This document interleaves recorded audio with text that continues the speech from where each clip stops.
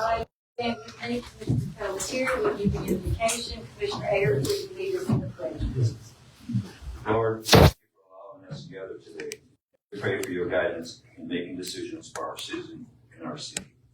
We thank you for our first responders, and we ask that you bless them and their families. Please keep them safe and let them go home at the end of their shift. We thank you for our citizens and employees that make Callaway a great place to be, and we pray you bless them with peace and success. In God's name we pray. Amen. I pledge allegiance to the flag of the United States of America and to the republic for which it stands, one nation, under God, indivisible, with liberty and justice for all. City Clerk, please do a roll call. Commissioner Brinkenhoff. Mr. President. Commissioner Gray. Here. Commissioner Pelletier. Here. Commissioner Ayers. Here. And Mayor. You almost skipped over, sorry. Okay, we have one presentation tonight from the Bay County Sheriff's Office. Is Deputy McKenzie here? I'm here. I couldn't see you over there. Oh, my Y'all goodness. hide over there in that corner. I ain't even lost any weight. I was running just a little late. I was taking some detours down here through town. We finally made it to Weewall turn and come back. Our monthly activities for November were 26 accidents, 37 arrests. We had 1,031 calls for service. We issued 81 citations, patrolled 25,775 miles, and did 129 traffic stops. On our traffic statistics, we had 32 reported. In November, 7 parking lot accidents, 25 non-parking lot crashes. 6 occurred at North Tyndall Parkway and East 7th Street. That's always horrible. 4 occurred at Tyndall Parkway and Cherry Street. It says contributing factors were failed to yield right-of-way, following too closely, improper turn, running a stoplight, improper lane change, failed to keep proper lane, operate non-motorized vehicle carelessly, pedestrian walked in front of a vehicle, and improper backing. The multitude of stupid things. That's sweet. Take that. To your meeting. Thank you. Yes, ma'am. We appreciate the input. I take it, do you have any another gun crime tend to go up around Christmas? It does. Do you With a have lot any of, words of wisdom for people, advice to give people? yes, don't let things keep sitting on your front porch. And if you do have stuff dropped off, a good ring door camera or another name brand camera would be good, something along that line, so you keep an eye on your packages. Make sure your doors are locked on your cars whenever you go in the night. Whatever you do, don't leave a firearm inside your vehicle. We have so many of those taken and then used in other crimes. We've had quite a few car burglaries lately, and those were stemming from people leaving their cars unlocked. So some people left quite a bit of cash in there and then went in for the night and lost their cash. So even if we solve those crimes, chances of you getting all your property back is not that great. So it's best for you to lock your vehicles and just take the proper precautions, and that frees us up to do other things also, other than take reports and dust your car for prints and make you have to go have it detailed whenever we get out. But happy to help you if you have a crime. But y'all, please, I'm talking to the citizens, please help us by locking those vehicles up for us at night and taking in your valuables. Kip, this is our last meeting of the year. Yes. It's going year over year. Of course, December is not included in the year over year, but between last year and this year, all the 6 items that we really look at, there's been improvement in all of them. Yes. In various directions. Some less when it should be less, some more when it should be more. That's true.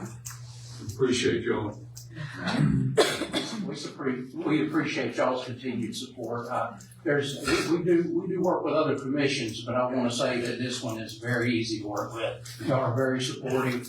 We know that you love your law enforcement, we know you love your firemen, and y'all take care of your city workers. We appreciate you guys. Y'all really do have our best interests in mind. Anybody else have anything for? No, just Merry Christmas and thank you for everything. Merry Christmas to each and every one of you. Okay, do we have any additions or deletions to the agenda? Okay, and we have some new faces in the audience, so public participation instructions. You can speak on each agenda item if you so choose. If you want to speak on an item when I call for public participation, once you're, just raise your hand. Once you're called on, come up to the podium. You can state your name and address for the record if you so choose. And then your 3 minutes will start. Then you can speak on each item. So you have 3 minutes. And then when we get to the end of the meeting, if there's something you wanted to bring up that was not on the agenda, do the same process, and you have 3 minutes to speak on any non-agenda item. So we will go on now to approval of minutes. We've got the minutes of the November 18th, 2025 regular meeting. Did anybody have any comments or changes to those minutes? Look good. Okay, and if not, we need a motion to approve. Motion to approve minutes. Second.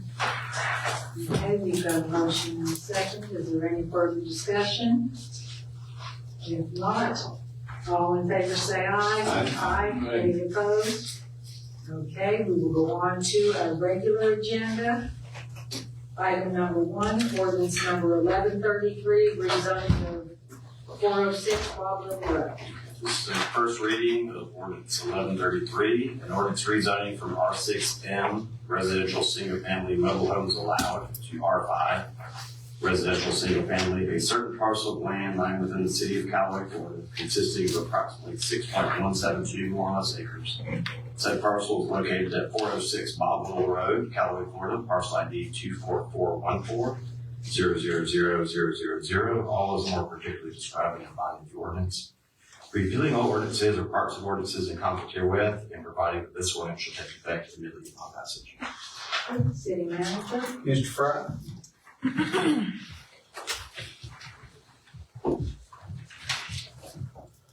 Good evening. All right, so this is another, what I consider a no-brainer. We're removing the M and we're increasing the density by 1,000 square feet. A 6,000 square foot lot versus 5,000 square foot lot. Mr. Steele is here tonight, the developer. He's also the developer for Grand Oaks, which is well underway, under construction. The plan is to do more of the same as they've already started there. He does have an engineering firm working on that design now. Anybody have any questions? Go ahead. Bill, I guess it was 5 or 6 years ago or so, we talked about this property. Somebody was interested in developing it. And at that time, they didn't do it. But one of the issues that we had then was, or potential issues, was a ditch. And the ditch is on private property, but it's part of our stormwater system. I noticed that actually the planning board, it actually recognized this ditch issue and all that, so I'm bringing it up for us here.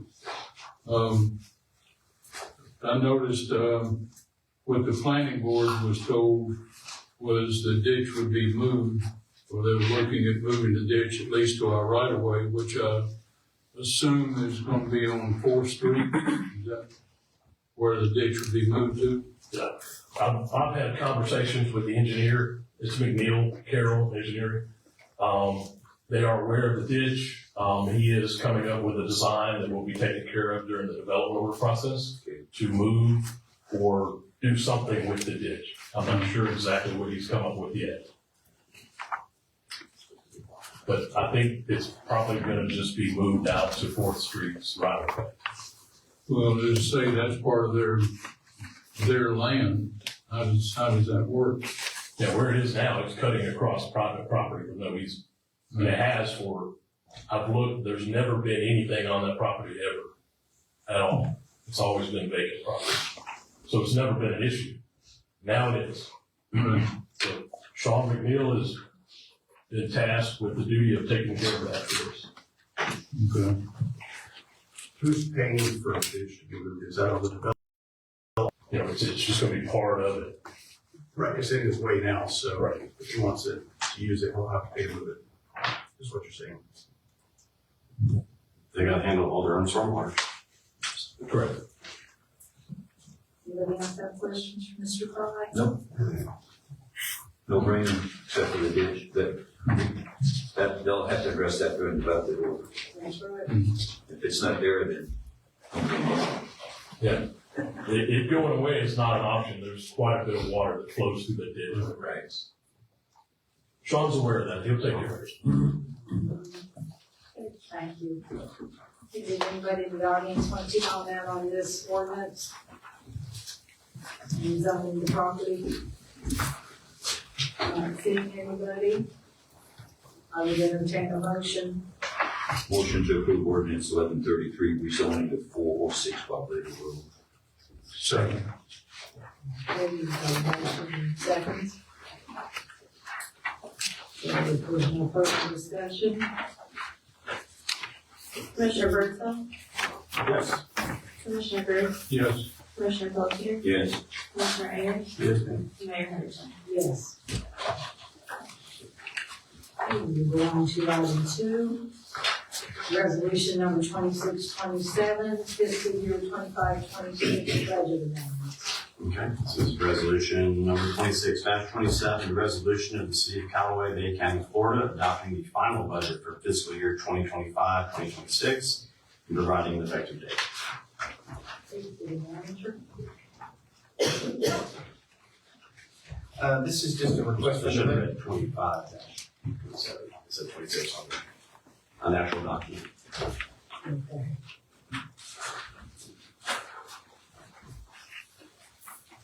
On the resolution, so Should be 25-27. You got that actually? the resolution. That's important. This is just a request, to go ahead and do the budget amendment for, the FlexNet system to cover the balance of the contract and then, for the Cherry Street drainage that we did the change order for on that one. Anybody have questions?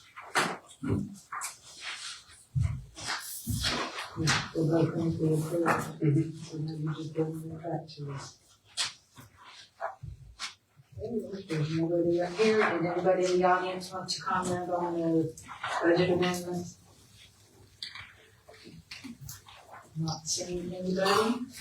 I will entertain a motion.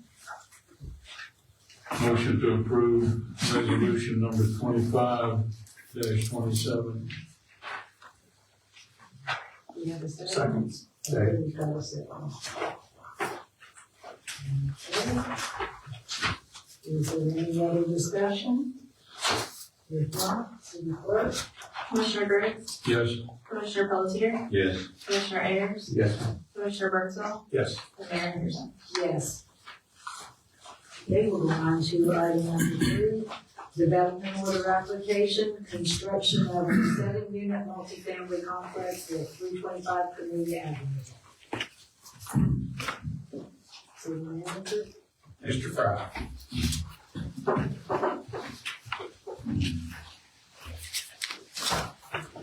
All right, so if you'll remember, Mr. Jack had that property rezoned and brought into alignment for this project. Been going on for a little while.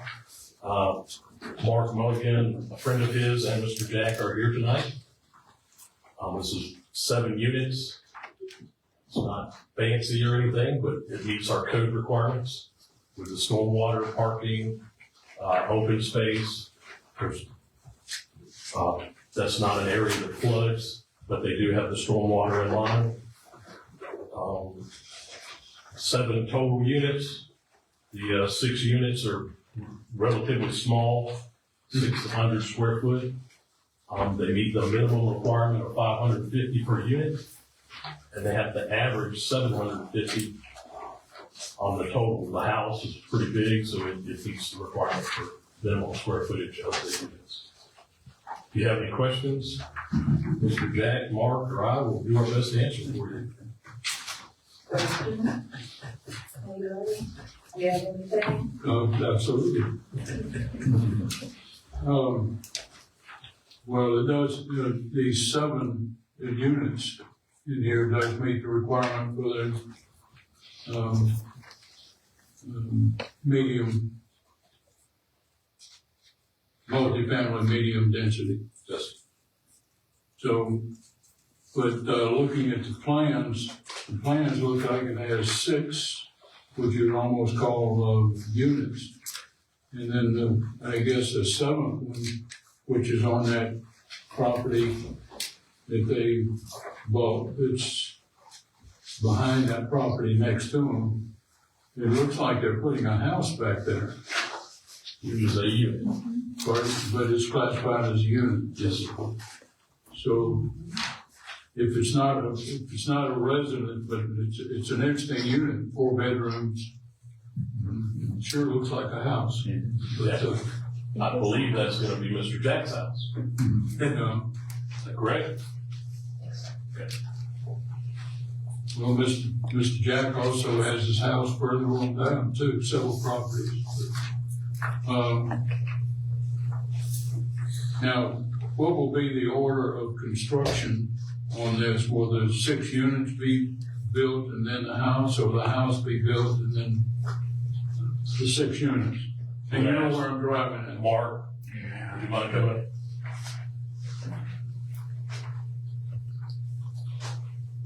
They are aware that the development order has a 2-year time limit. My name is Mark Mulligan. I live at 1106 West 11th Street in Panama City. I'm the contractor for Jack. And the plan is to build a house first. Then he's going to move into that house. He'll probably rent out his other house. And then after he's living there, work on the construction of the other 6 units. That's the plan. Okay, now, of course, Bill, and y'all probably know the reason I'm asking this, but, if it's just a house back there, and if in 2 years is still just a house back there, then there has to be a 50-foot access on that property going back to it, which only leaves about 40-something feet to build these 6 units, so. Yeah, the reason why we downscale the other 6 units as 3 duplexes is so the cost wouldn't be as much, so he can afford to, within the 2-year time frame, finish the construction. And that's why we did that way. Right. Okay, well, this. And we're aware of the 2 years. This is just something we will, Bill knows I'll be looking at it, in 2 years, if we, you have to have those other units built. Yes, he's already got the funding to build a house, and as soon as he moves in, he's gonna go right into building them, so the 2 years gives us some breathing room time, and we have to be done within 12 months to 18 months, but then we have another 6 months, but we plan to move right into it. That's our plan, so.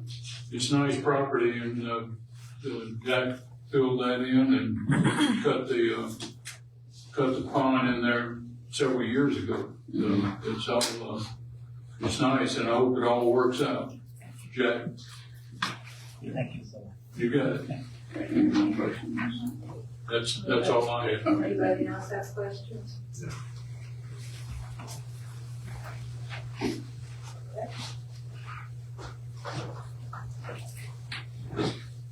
Will there be questions? Did anybody in the audience want to comment on this item? So back in April, this was presented as he was gonna build this for his family only. He was gonna live in the house and then build this for his family. Now we hear at the planning board meeting, this is gonna be a house with 6 duplexes The drawing shows 4 duplexes, so I know you go by the application, not the drawing, but the drawing does show 4 duplexes. Now he's renting them out to his employees.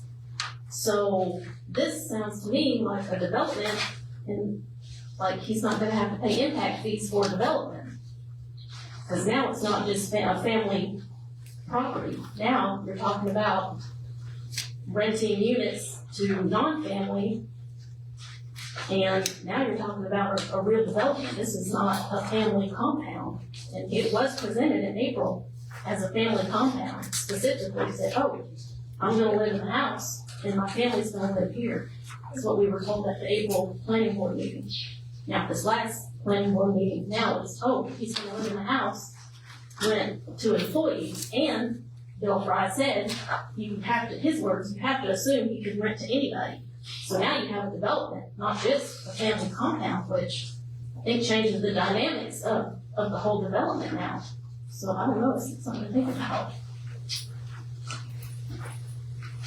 Anybody else want to comment? Is this something we want to clear up on this? This bill, You're paying that fee, not the fixtures. Well, according to all the drawings that I saw on the application, all that here, it's actually showing all the, it's actually showing, 8, I believe, drops on the water line. Yes. That's, one of them is for irrigation. One of the irrigation. Yes. And showing the other 7 as being there. Correct. So they're actually be paying impact fees based on those, actually the 8 involved, aren't they? Well, they'll pay transportation impact fees and water and sewer impact fees Right. for each unit. The house, and there's 3 duplexes, that's a total of 7, okay? And then depending on the irrigation system that they put in, they will be charged water impact fees for that. Mm-hmm. So, So they will be having the impact. oh, absolutely. Yeah, you're gonna count fixtures. Yeah, It's based on number of fixtures. right, for water and sewer. Well, that's For what transportation, I it's a was set seeing on the fee. drawings. I didn't question that because I saw that on the drawings. I do have a question. Is that gonna be a master meter or separate meters? They're gonna be separate meters on the right. Alright, If you, so each one of those individual have to open their own account. yes, sir. Makes it simple and neat. Why? Master meters are not a good thing to deal with. Not always. Yeah. Anything else? No, but I'd like to make a comment, concerning what happened on the planning board. And that's, Mr. Callahan. You know, sometimes we wonder when we bring things up here, is whether or not there are people actually listening or, you know, can remember or whatever, or we properly stated. And, this being addressed some time back, Mr. Callahan was aware of that particular situation. I see you brought some of that up. You brought up because we were talking about the drive back then, and you brought that up. And thank you for listening. No problem.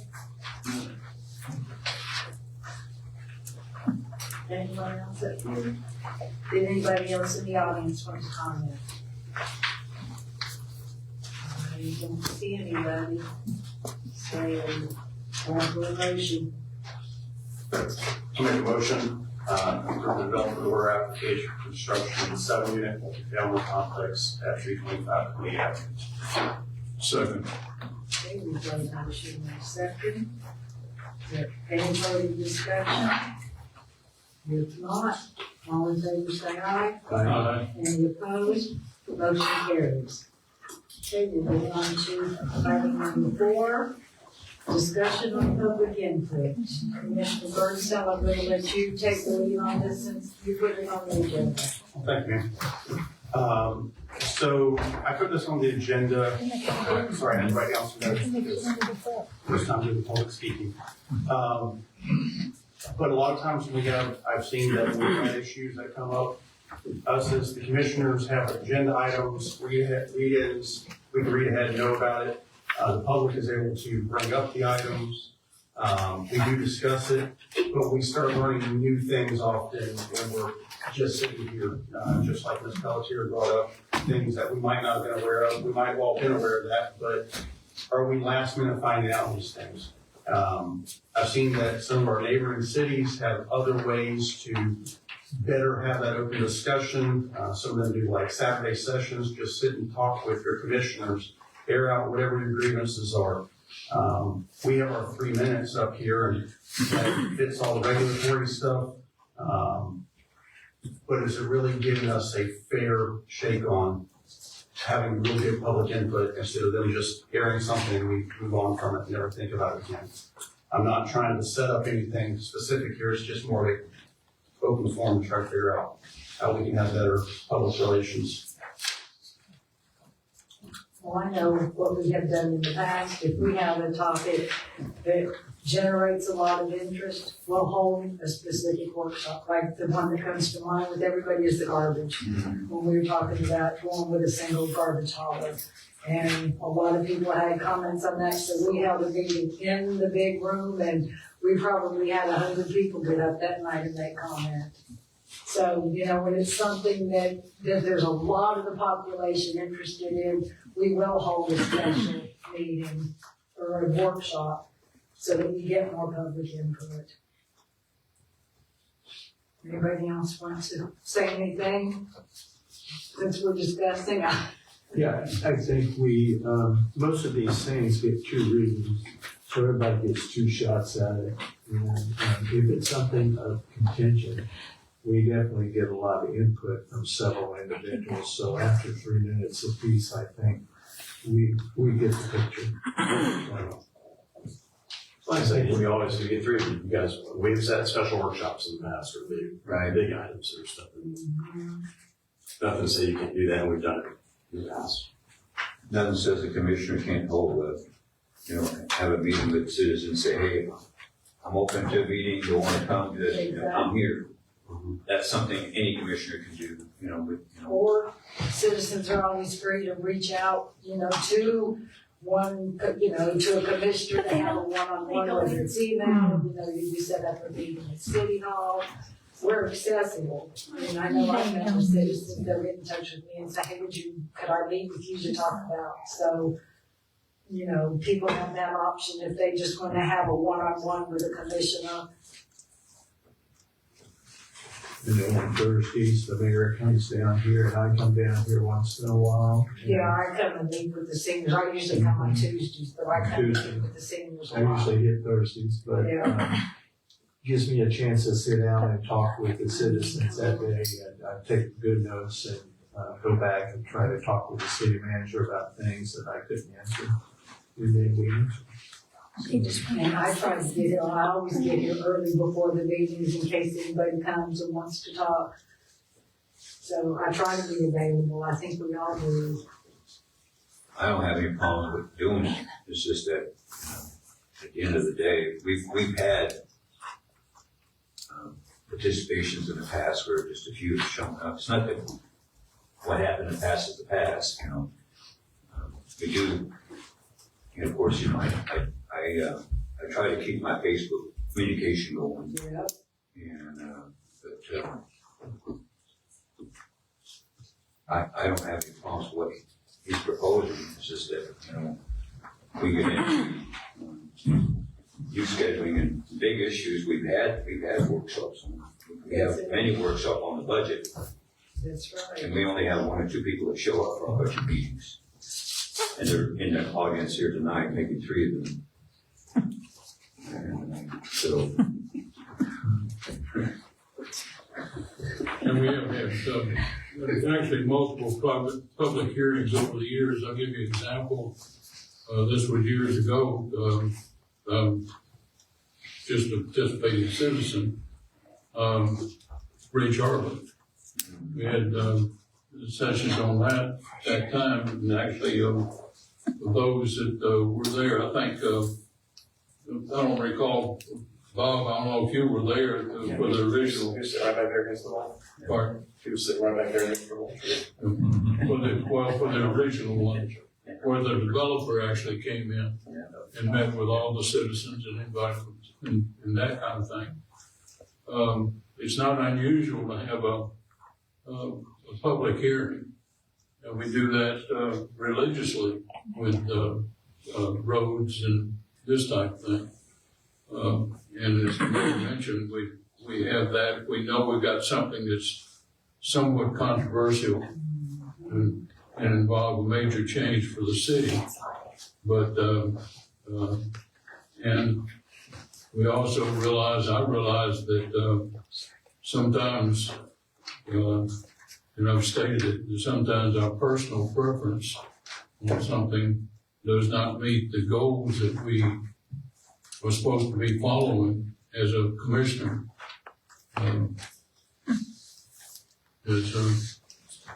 Looking over there at Ron, because we talked about the RV situation, our feelings about that were not necessarily what we.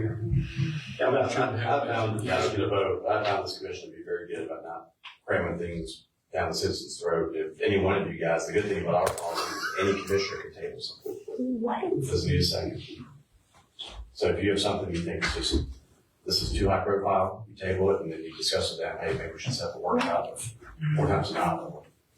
They'll do it, or you'll get one info county 2 weeks from now when it's tabled for the next meeting, you'll get more info.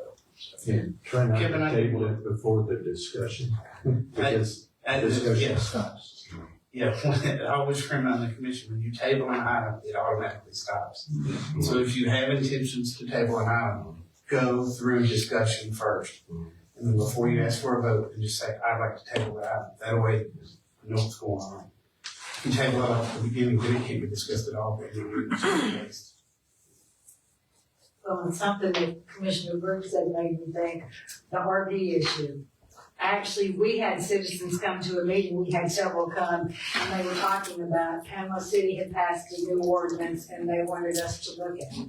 So what we did, I actually put it on the next agenda, let people know it's gonna be on the agenda, and that gave them the opportunity to come and say, you know, what they wanted to. And I think that one had to have didn't that one have 2 readings?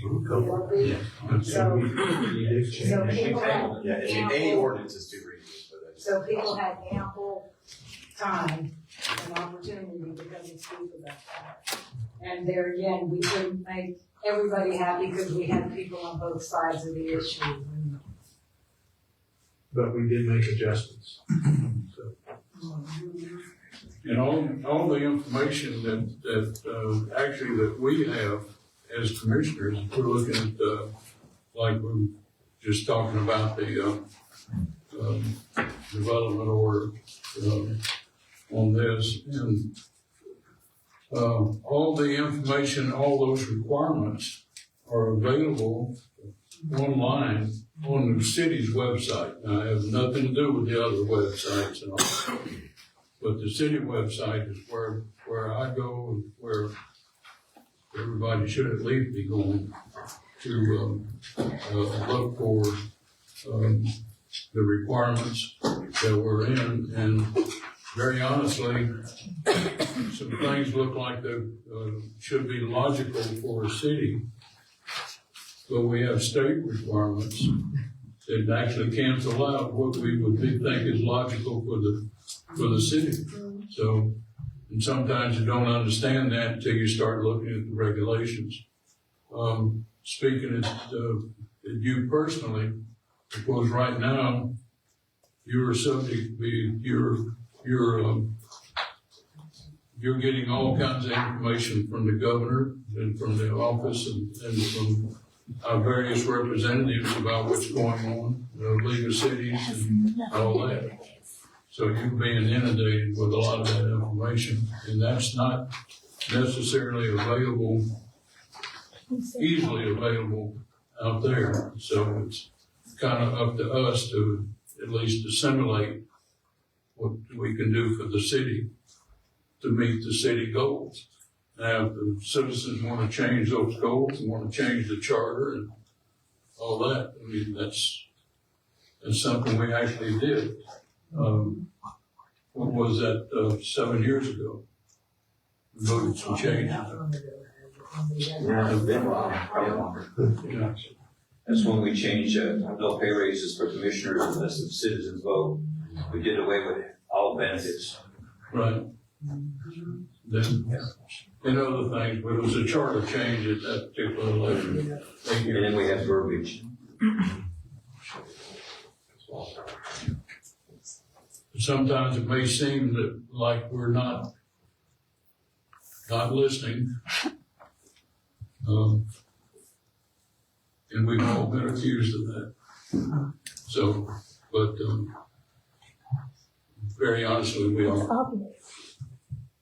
Speaking for them, we are. Anybody else have anything? Would anybody in the audience like to comment?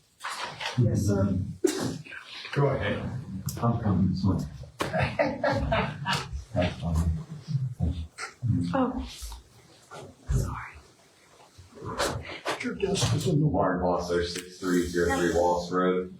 So for a long time, we have noticed, we as the people that live in Callaway, that a lot of people have issues getting information. And then one of the things that everybody talks about is what is on Facebook, how to find information on Facebook. My thing that I would like to see changed or have a reason is why are comments shut off on the city's Facebook page that I consider a public forum, yet I can't comment on there. Yep. Thank you. Anybody else?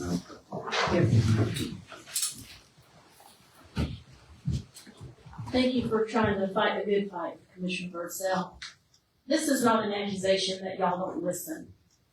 Your mentality, and I've seen it myself, this is a fact. You get us up here and y'all say, just give them their 3 minutes and don't respond. That's all you care about is meeting the requirement to let us address you, and y'all know that. 2025 was the year that social media took over as the primary source of information for mainstream media. With 65 and below. 65 and up still goes to mainstream media for their source of information, not just websites. But y'all know, you, Mayor, Bob, you all know, I've emailed you about a situation, the Tico situation with our city manager. No response from not one of you. Yep. He misled y'all through that whole thing, no response. That is really, y'all are shielding him from accountability on that issue, not just that issue. But y'all know good and well, you don't respond to citizens. You let us come up here, you'll read our emails, you don't respond, period. And y'all know that, you know that, all of y'all know that. How many times has citizens been up here and asked specific questions?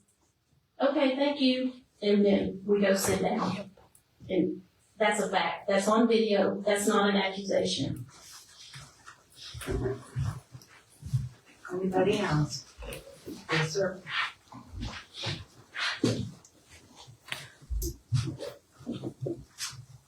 My name is John Walter.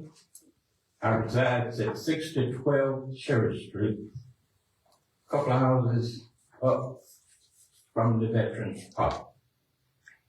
I've had several problems over the last 30 years that I've lived there. There's vehicles comes down through there, and I see the manholes up on the park coming up Cherry Street. Manholes that the asphalt has dropped down below the manholes. And I understand that there's some construction work up the street. I don't know what they're doing right now, but there was a guy marking for water lines today. And I understand that there's some construction that's gonna be widening the street. I don't know what's happening, but I've dealt with Bill Clark several times about these manholes protruding upward from the center of the concrete. And that was lady, that was a truck, first of all. Sir, I hate to interrupt you, but this, what we're talking about right now is the public input, having a discussion on public input. I think what you want to talk about is a non-agenda item. So, I mean, we'll give you your time, No, that's okay. but please don't leave. Did anybody else want to talk about the public input? Mr. Shaver?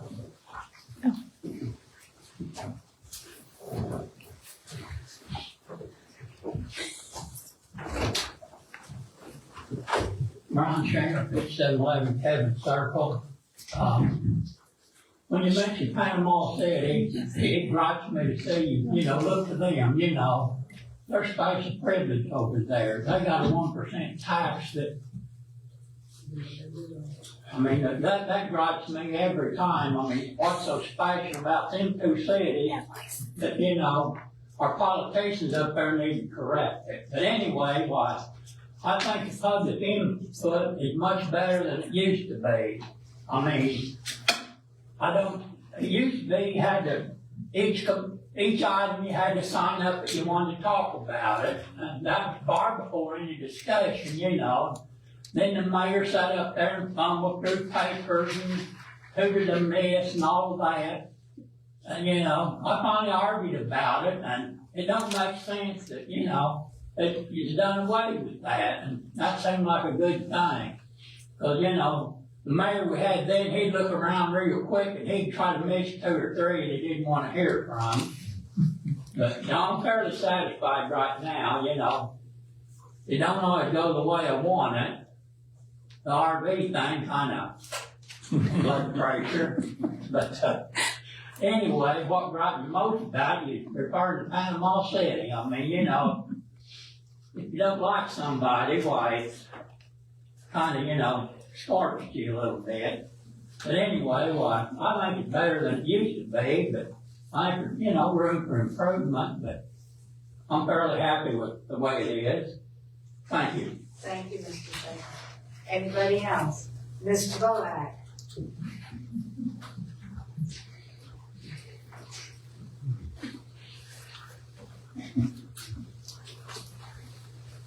Although at 7010 Mike Lane.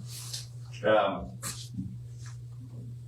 don't want to add to your burden, Ms. Roback, but the only thing I would suggest, if at all worth considering, is if we could publish the agenda, just the list of items to be discussed on the website before the commission meeting. Because oftentimes we walk in here not knowing what we're going to be discussing at the meeting. It's on the It's on the website. It's on the website. Well, I've never found it. Maybe that's a reflection on what she had said earlier. I may not be competent enough to work my way through. Come see me and I'll show you where it's at. Say what? Come see me and I'll show you how to get to it. No, don't do that. Just send me a copy of the agenda. But my point is, almost without exception, the issue of understanding what's happening rests entirely on what we, the community, knows about what's happening within city government. And that is dependent upon what you, our city fathers and mothers, tell us. That's only available through the report that we receive every month when we get our utility bill, and every time we receive a copy of the city commission agenda. Plus, whatever you send out in between those 3 events. So, if there's something of significance that we need to know, that requires a little more effort on your part. you have to decide when it is we need to know more. If we decide there is something else we need to know more about, we will tell you and expect you to provide us with the opportunity to engage more fully. At least I think that's the way it should operate. Thank you. Thank you. Anybody else? Yes, ma'am. What did you next? Teresa Langston, 6031 Lane Street. You guys know I've been coming for a couple of years to the commission meetings. You know, I've constantly gotten up here about the way citizens are treated when they come speak, when they are talked down, when you sit up there with the information that you give us, and you sit there and say, oh, well, the citizens just don't understand. The citizens understand completely. When the commissioners sit up there and speak on behalf and give a speech on behalf of the engineers and the builders, when they come before you, trying to convince the citizens that they really don't know what they're talking about, that's been done constantly. I know that, citizens have been told to sit down and shut up. So I agree. I think there needs to be more communication with the citizens on what is going on. I kind of disagree with what you said because, you're sitting there saying, well, if we need to know it, then they can tell us. That ain't the way it should work. Government should not be feeding you what they want you to know and leaving out everything else in between. I have a problem with that part. I think everybody should have a general knowledge of all the facts of what's going on in time to do their research to form their own opinion. And normally when I show up for a meeting, I already have my own opinion already, formed. But I do believe that citizens can't get off at nighttime or in time to come to the meetings with them starting at 6. They have families and sometimes people don't get off until 6. You have workshops and meetings during the day. People can't get off during the day. I can't get off all the time. I try the best I can, but sometimes it's just not possible, with having the job.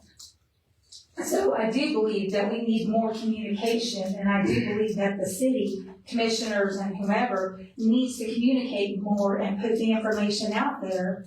We have a Notify Me that we are not fully using. Pick and choose. We have a Facebook page that's pick and choose of what they post. We already have 2 detours, like Cherry Street closed, and Notify Me, nothing has gone out to notify the citizens of the roadblock or the thing on Cherry Street, and also the new detour coming off for the roundabout. If y'all don't tell us, if y'all don't send it out to people, how are they going to know? People need to plan their commute because Callaway traffic is, everybody's trying to get to work. But the communication that you guys present to the citizens is very lacking. Can you make sure that we're doing a better job with notifying on detours and anything like that? I've been getting all your notifications. There's nothing about Cherry Street. There's nothing about the new detour. The only way we know about the detour is Commissioner Pelletier told people on Facebook, and that's how people know about it. Okay. Can you come to Panama City for me? I have to work different every day. I work in Panama City, so I do the same thing. I Can you can't come have to a y'all Panama talking City in Commission front of meeting? the audience. Help me out, because I have to go to work every day. I'm sorry. Yes. Is anybody else? 8 a.m. I think on Tuesday. Anybody else? Yes, sir.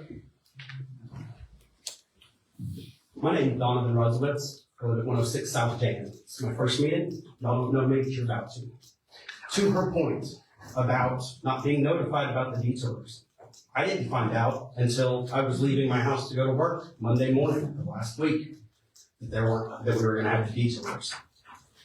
I also found out recently that the only place y'all post anything is Facebook. I don't use Facebook. I know that seems strange, and the youngest person in here, I don't use social media. But I know I'm not alone. I mean, look at participation from people my age. Clearly, you are not communicating effectively with the citizenship. I can see that apparently just by listening to my peers here. And then on top of that, how dismissive y'all are of some of the people talking up here. I mean, I've come to one meeting and I've been able to pick some of this apart. Something's got to change. Ridiculous.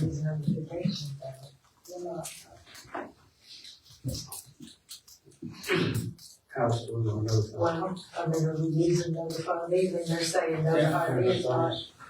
I just ask a question. I know you said you don't use social media. What other means of communication could we utilize? I mean, how hard would, sorry, that's a little aggressive. I don't think it would be hard to put those kind of notifications in with our water bills when they get mailed out. I know they didn't get mailed out this month. Sure. Well, you should have received it today. I finally received mine today. The bill went out. The bills went out, the newsletter. The problem with that is, the time the newsletter has to be out far enough that it, we have to get it sent in so we can go out with the water bill before we know these things. But if you know that it goes out, you've got to plan around that, right? Y'all have known about those road closures for how many years? That project's been approved for a while, right? Yeah, but we didn't know, those things have to be sent out by like the middle of the prior month. So we didn't know then that the project was gonna be starting to do that in the news. So were you aware of the notify me way to sign up so you can receive emails and texts? So that is a way, and that might be something, is that on the newsletter already? It's on the, Is it on the newsletter to tell people to sign up for it? I believe so, but if you go on our website, you can see the notify me. Okay. I think we're putting another reminder on this one. Yes. I'll get ready. We're doing another notify me. But to the point of the website, that's the other thing. It's not easy to use. I had to dig around on that website for about half an hour before I found out that there was a meeting tonight. So I don't know who does the website, but that website needs an update. Thank you. Anybody else? I can share my text. Yes, sir.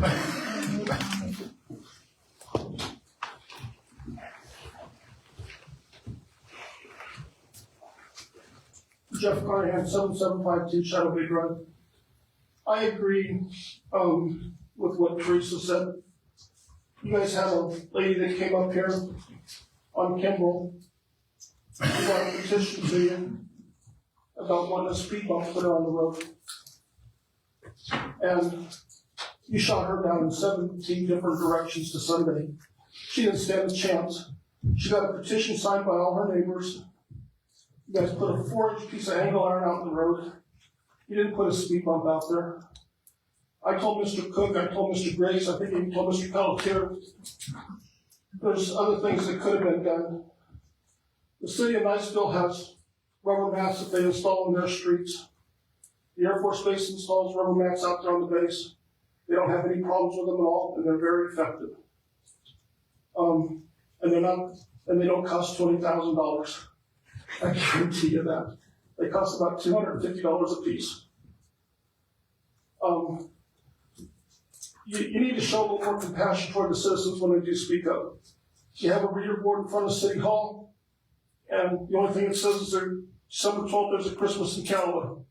That's all it says. It doesn't say anything about a commission meeting tonight or any other meetings lately. You have ways to advertise these things. You guys did do a good job with the RVs. You held 2 workshops on that, and I attended all the workshops on that, and I spoke at them all. And you guys listened to what I had to say.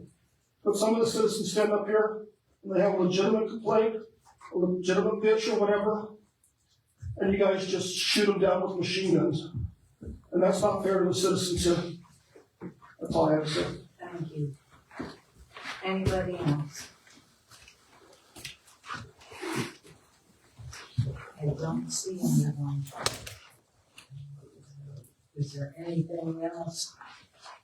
I want to address a couple things. One is on the detours. I think our grade is poor on detours. We had, even though it's the last minute, we had Bertha and Wallace closed down over an emergency.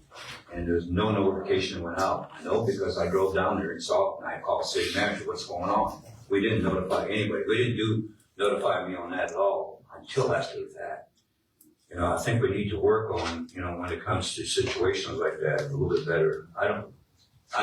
I understand Facebook. I don't know, I know how you all feel about Facebook and not allowing comments on Facebook. We'd almost have to have somebody to administer that and be able to delete the negative stuff that comes on. There's a lot of negative stuff posted out on Facebook. There's a lot of nasty stuff about the city that you know, we've corrected on Facebook, that we go back and tell people you're totally wrong, you're misleading the public, you know, so, but I agree, that, you know, we need to do better. And, I think situations arises as far as, you know, I want to go back to Detour because I've seen that happen many, many times, that we just don't send the notifications out there. I know we know 2 years ahead of time. We know for 3 years we're doing Cherry Street, but we didn't know till last week, a week before when we were going to start, and even then there's questionable. You know, and you know, you all hear me talk about, you know, we need to make sure we notify the public, and I've said that many, many, many times up here. As to how we do that, maybe we need to open our lines of communications. I don't know. Notify me is a good way. We don't. Our Facebook is really kind of dormant. We don't put a lot of stuff out there, and I think we should, you know, put a little bit more on that Facebook as far as what's going on when these things happen. I don't know who's posting. And it's none of my business. Can we put any of this stuff on a work day? Or does it have to be emergency type stuff? We can, they like it to be for, you know, emergencies and stuff like that. We can utilize it, but it is not an easy thing to utilize, especially with several, you know, depending on the week. And how many notifications get out. Well, that unfortunately isn't just as easy as pressing the button. We have other ways of communicating. City managers used it before. We pay X number of pennies per call. We have a robocall. Robocalls. We do robocalls. You know, we don't ever use robocalls. It's pretty inexpensive. I think it's about $500 to call all the residents. I have to look and see. You know, it might be worth, and some of these, especially when we start looking at major intersections in our city being closed down. You know, and I understand it just happened, the pipe blew open in it, but that intersection was closed for 3 days. And a robocall probably would have been good then. You know, I'm just discussing these things that, you know, because I listen to people out there. I may have misspoke. I think a robocall is about $1,200. $1,200. It's just because you can't call so many more people than you used to have. Yeah. So we got to find another way when it comes to issues like that. And I don't know, opening. We had one citizen talk about why don't we provide comments on Facebook? Why don't we city manager? Because of what you just said. Pardon? Because of what you just said. If you've got negative comments out there and you try to sit out there and correct them, there's First Amendment reasons. I mean, unless it's like totally like slanderous, okay, but then you get into. So if we delete the comment, then we're violating somebody's First Amendment. Facebook comments, any of those, it's all on. Okay. Either you let it all on or you let nothing. Okay. All right. That's the problem. I would like to add, if it's okay, that I am the only person that can do anything with our Facebook, and I can't moderate stuff. Like I don't want to say it, you know, to sound bad, but I don't have the time to moderate Facebook. We don't have a social media team or anything. It's just me, and that would be, you know, a lot on top of what. Well, the marquee would be another way to communicate too. Yes, I agree. It doesn't take but a minute to post something on there. We're having a meeting or whatever. The streets closed, okay? Even though it won't affect the people on that side. like we had a change in detour, did that go out and notify me? Probably not. I mean, so you did? Yes, sir. Okay. Well, the change in detour, when you shifted it down a lot, because that one road was so small that we received lots of comments from residents on that road. It didn't affect it. I mean, you can still go down and take that same road. It's just we put the signs up when we moved them down the lake. This is a larger road. The signs have moved yet, by the way. I mean, yeah. And So the email. I'm getting comments now with speeding on that street because of the change in detour. That's something that I would not pass on to kids, you know. And they're concerned with the children and all that good stuff because speeding in the city is a problem, period. You know, I don't care if it's East Bay, Shadow Bay. They're all over, you know. And the only other comment I want to make is that I personally try to address concerns to the citizens, but I think, you know, I agree that we probably should do a little bit better there when they come up and speak, that we should give our citizen an answer. Most of the time we do, but sometimes we don't. I think it should give an answer on all the questions that come up here. If it's possible, sometimes it's something that we don't know off the top of our head, and I'd rather not give an answer than give a wrong answer. Well, I don't want to be misleading. And that's good. I think we can address it to, we'll get back to you. Yes, you know, exactly. and get back to them in writing or, you know, Yes. by phone call. And we have one message board for the city, and occasionally we borrow a second one from the sheriff's department. But, in some of these issues, you need that message in multiple directions. So do we need to get another message board, for example? Because that could be, or Down by the new parkway, like where our sign is, as you're coming into Callaway, more people would see that on Temple Parkway. well, we're talking about a portable message. I was thinking more permanent.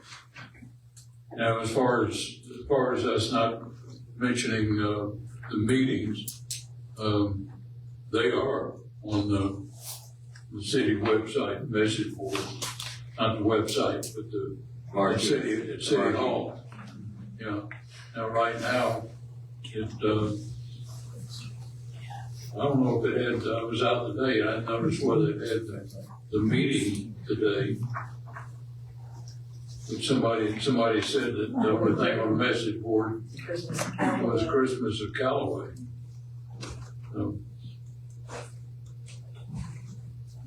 But the portable, if you have a line break and this kind of thing, we do have the portable message board that, you know, but sometimes you need it in both directions, so do we need two? I'm willing to spend our reserves for another one if necessary. Communication. I think it's a two-way street, and maybe it's up to us to educate the public because we do have to notify them. You can sign up for it on the website, and that way you'll get an email almost all the time. Because I signed up for it, I didn't know about it until I was kind of fishing around and found it and signed up for it. Now I get notifications for everything, job openings, closures, and all that kind of stuff. So, good input. But if you have to sign up, and I'm signed up for Alert Pay. I think everybody should be signed up for that. But some of these other things, including some things that Callaway sent out, come to me as spam. So it shows up, at least on my as being spam. And you know, it goes to my voicemail. But I think our lesson is we need to work better at behind, see if we can come up with any other opportunities out there, things that we can use, and we'll try to do a better job for you all. Ms. Janning.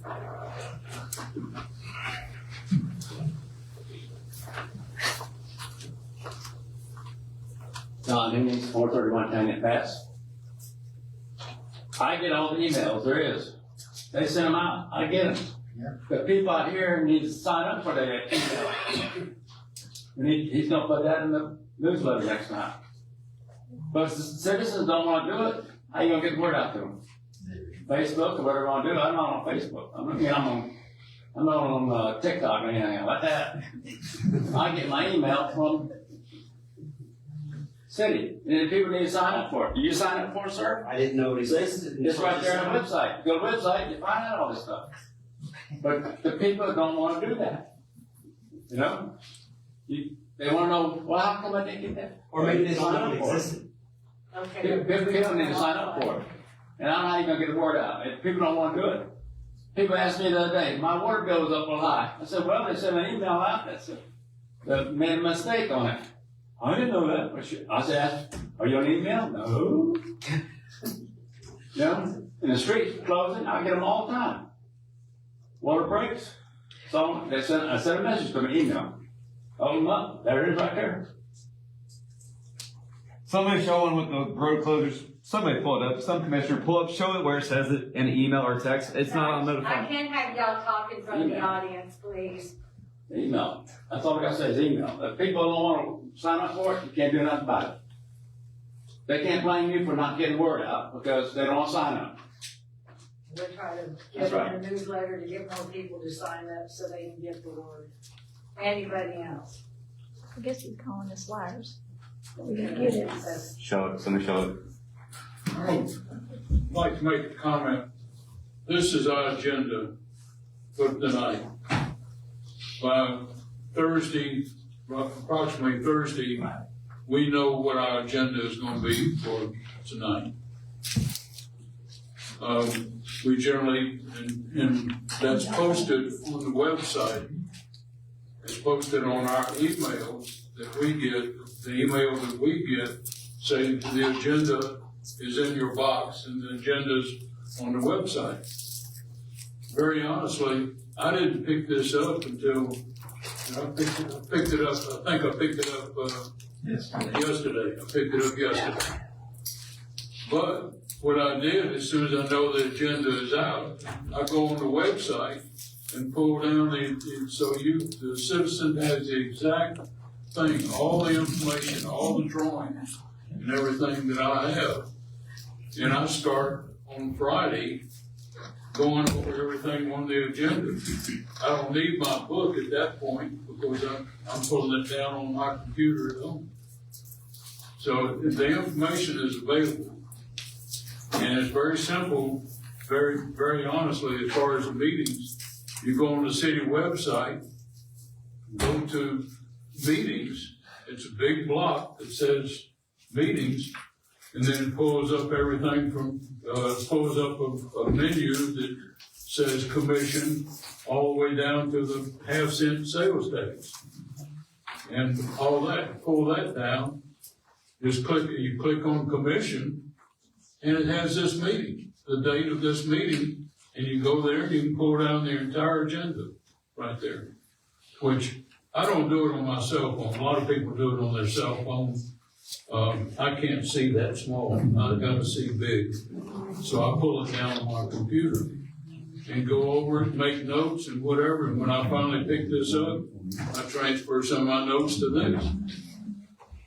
But everybody in this city, or everybody that wants it, is interested, has the same information that we have on Thursday or Friday of every week that we have a meeting. It's all there. Including all the financial information, by the way. We've had some cities, I'll bring up Lynn Haven. Lynn Haven, well, anyway, we have full financial information. Everything is in plain sight. So, and I know you go over it, so many other people go over it. Pam and I used to have to dig for it when we were citizens to get at that point. Right now, there's no digging. It's right there in front of us, every meeting. You're wrong, Commissioner. We didn't get a financial statement. It was 6 months old back then. That's right. Oh, yeah. Well, we don't have, it's not every meeting, it's one meeting a month. We do that once. Back in the day. Yeah, back then, we had to dig for it. That's right. We didn't have recording and video back in those days also, we just had minutes. Right. So we've evolved quite a bit. That's right. I think we still need to move and evolve a little bit more, But we're you know. getting better. Going back, Mayor and I, We're probably the most open city yes, in Bay County, yes. very honestly. I disagree. Anything else? I disagree a little bit. There's certain things. Okay, well, let's go on to item number 5. Background screening policy and guidelines. Yeah. So currently, we're updating the background screening policy to meet the Florida statutes level 2 background screening. The revised policy will apply to all volunteer recreational leagues, strengthening the protection of youth sports participants and safeguarding volunteer privacy. Not only are we going to be doing screening for this, we will also use it for employee background screenings also to strengthen that. After a comprehensive research and vendor evaluations conducted by Tim and Caleb, Anchor has been selected as the most effective background screening provider for both volunteers and city employees. These updates reflect a significant step forward in enhancing safety and reinforcing the city of Callaway's commitment to protecting its youth sports. This is really an informational thing, just to let y'all know what we're doing, because this is being mandated by state statute. There's a lot of attachments, there's a lot of information to go through. Tim has updated almost all of his policies that have to do with even the rec league, what do we call it, agreements. Is that what it is? That we have months on? Yeah. These have all been run through Kevin and everything else, and I have Tim and Caleb's here. They can answer a lot of questions more so than I can. I know they did extensive research on, I think, more than six companies, trying to come up with one that would best fit the city's needs to follow it. So I guess one of the questions I Come on, have, Tim. I know this is on all the sports leagues and volunteers and things. I'm sure there's a cost for doing these background checks. Who bears that cost? Mr. LeGarrette. That's for the city employees, the city pays. Sure, but if it's the sports leagues, do the sports leagues pay for their? The sports leagues will pay a share of it. We're basically looking at it as a partnership type thing, where they will pay $10 for each one, and we're paying $20.95.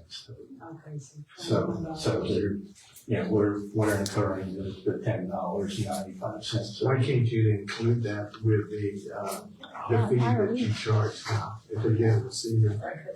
Because I don't agree that we pay for that. I agree with that too. Why are we paying for other individuals? Why are we using our tax dollars, I guess, to pay for somebody outside the city? Although they're playing out here, what I'm saying, but I don't agree that we should be cost sharing. That should be a cost associated with the league.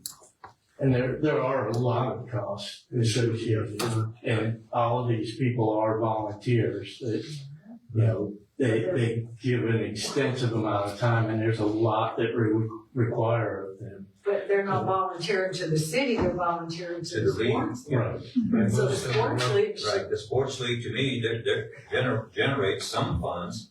And to me, they're the ones that should be responsible for that, not the city. And if it's a city employee, I understand it's our responsibility. But if it comes to the sports league, to me, we should bear that. Yeah, that's money that we could be spending on improving the parks. Yeah. Or the speed bump. Right. That's it, or the speed bump. Well, one of the things that, looking at this, the way they've been doing background checks is that they're running them through the Bay County Sheriff's Office. The problem with that, and now the statutes are mandating it as of January 26th, that it has to be a level 2 background check, which is a national background check. Which I think is good. And it's a great thing, because we can feel a lot more confident that we're protecting the children and the coaches and the players out there, and not having. Except that you'll find that most of the coaches are parents. are relatives of the kids playing, so it shouldn't be too hard for them to get a background check. I don't have a problem with doing the background check, it's just, I don't think we should be. surprised. There's some out there, I understand. My concern is the cost that the city is. I think we need to And I take the mean, cost what off if the there. people don't pass the background check, then there's more people that we're gonna have. Exactly. Well, that doesn't affect item tonight's it's informational, but maybe in January we can look at it'll be a fee schedule update if you want. What is the anticipated And cost? so the anticipated cost, and we're estimating on the high end, and we actually included the employee screenings in doing 300 a year. So the total per year would be like $6,484 if we actually did 300. I don't agree with that at all. That includes all our city employees. Yeah, but how many city employees are we talking about in that 300? Not that many. We do 50. I would say 50 or 60. This year I've got 121. I think we How many figured going up? about 70. There's like 88 employees. Yeah, but do we have to test all 88, have to have a background check? You have to test the 40 that came and went. Oh, yeah, that's, So you got 40 to 50 employees every year turnover in the city. well, so that's 40 or 50, but that still leaves. So you anticipate about 200 plus volunteers? So the rec league part would be about 200, so really, around $2,000 is what. So, I mean, it's, 6,400 for 300, that's gonna be more than that for 200. Yeah, it's gonna be forward that. Yeah. Was there a cost previously? We just went to the. yes, and the leagues were paying $5 to have the sheriff's office. Right. Yeah, and that the city wasn't paying And any. the city wasn't paying anything. But part of that process was they would get a paper from each person having all their personal information, social security number, address, date of birth. And those pieces of papers, they would carry to the sheriff's office. Well, of course, you're dealing with a bunch of volunteers that, are doing this as they're running back and forth with their kids and everything. So they're handling all this paperwork. Well, there's always that risk that they're laid around somewhere where they shouldn't be, so as to get a hold of that. So that was one of the things that we were looking at when we wanted to take this in-house, was eliminating any chance, and we won't take a paper thing. With this type of background check, what it'll be is we'll give them a link to the website, and it's a, secure website that they will put their information in, we'll never see their information. And if, and we set parameters for whether they qualify or they don't qualify. And that was a whole rabbit hole that we went down, Caleb and I, for the last couple of months. Because there are all kinds of different, baseball has their organization, soccer has their organization, football has theirs. Every one of them has different requirements. So we had to come up with requirements that would meet all of their, all three of them, and be as strict or a little more stringent. And so we did that and came up with this. And then we also brought it to Captain Brandon and had him review it. So I think we have a really good, solid program. Now, as far as the cost goes, I just thought that was a good faith measure that we're looking out for the best interest of the children. We're paying 2/3 of the cost. Right. But I just think the leagues ought to be The looking out league needs for to the pay best. for it. I think we got enough people up here. We got 3 commissioners up here that don't want to pay for it, and I think they need to eliminate that. Okay, well, we can charge them this $29. Now, we're also gonna do the city employees, which I also Yeah, think the is city another employees, great thing. that's fine. City employees are a different issue. Doing this national background check, we take away the chance of someone that's in state jumping and. If we were volunteer, my son's school, I had to pay $85 out of my pocket. So if you want to volunteer, and I want volunteers, I don't want to keep the volunteers to someone else, we need them, but that is a huge cost share for, a small city. Yeah, I mean, let the league pay for it. I'm not saying a volunteer needs to pay it, let the league pay for it. Because they do generate some money. We spend a lot of money already maintaining these fields and stuff for these leagues to play on. So that's just, sounds like a lot of money to me. I don't, Or we have to figure out how to offset it, like if we charge a fee for them to use the fields, that's gonna have to start incurring into that. I think the solution is, you adjust the fee schedule in January, and the only change in this policy is on page 4, is take out the $10. You say each league will be responsible for payment of background screenings. Right. And then obviously you have your fee schedule. Great discussion. What we're gonna do. This is just information, we just take out the $10 on page 4. Yeah. We've got good direction. Yeah. We'll go back now and we'll make adjustments. We'll fix that. Yeah. But I think other than that, I think we have a better solid Yeah. program. It sounds like it. I don't have any problems with what you're doing, I just have a problem with spending our tax dollars. Tim and staff has spent many months working on this. And they No, do a great job. And the program is great. Yeah, I would like to thank Caleb, he's helped me put this together. Yeah, you do. Good job, Past couple months, jumping back and forth from each other's office saying, what about this? What about that? There's a whole bunch of things that we haven't done to get. Thank you. Thank you, Tim. Thank you. Okay, you can go on to agenda item number 6. Oh, I'm sorry. Did anybody want to speak on the background check issue before we get to the next? Nobody? Okay. So we'll move on to now agenda item number 6.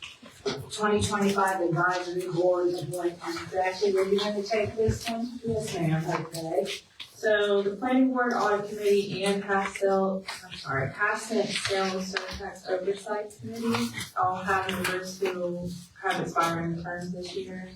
At the, December 31st, their terms expire.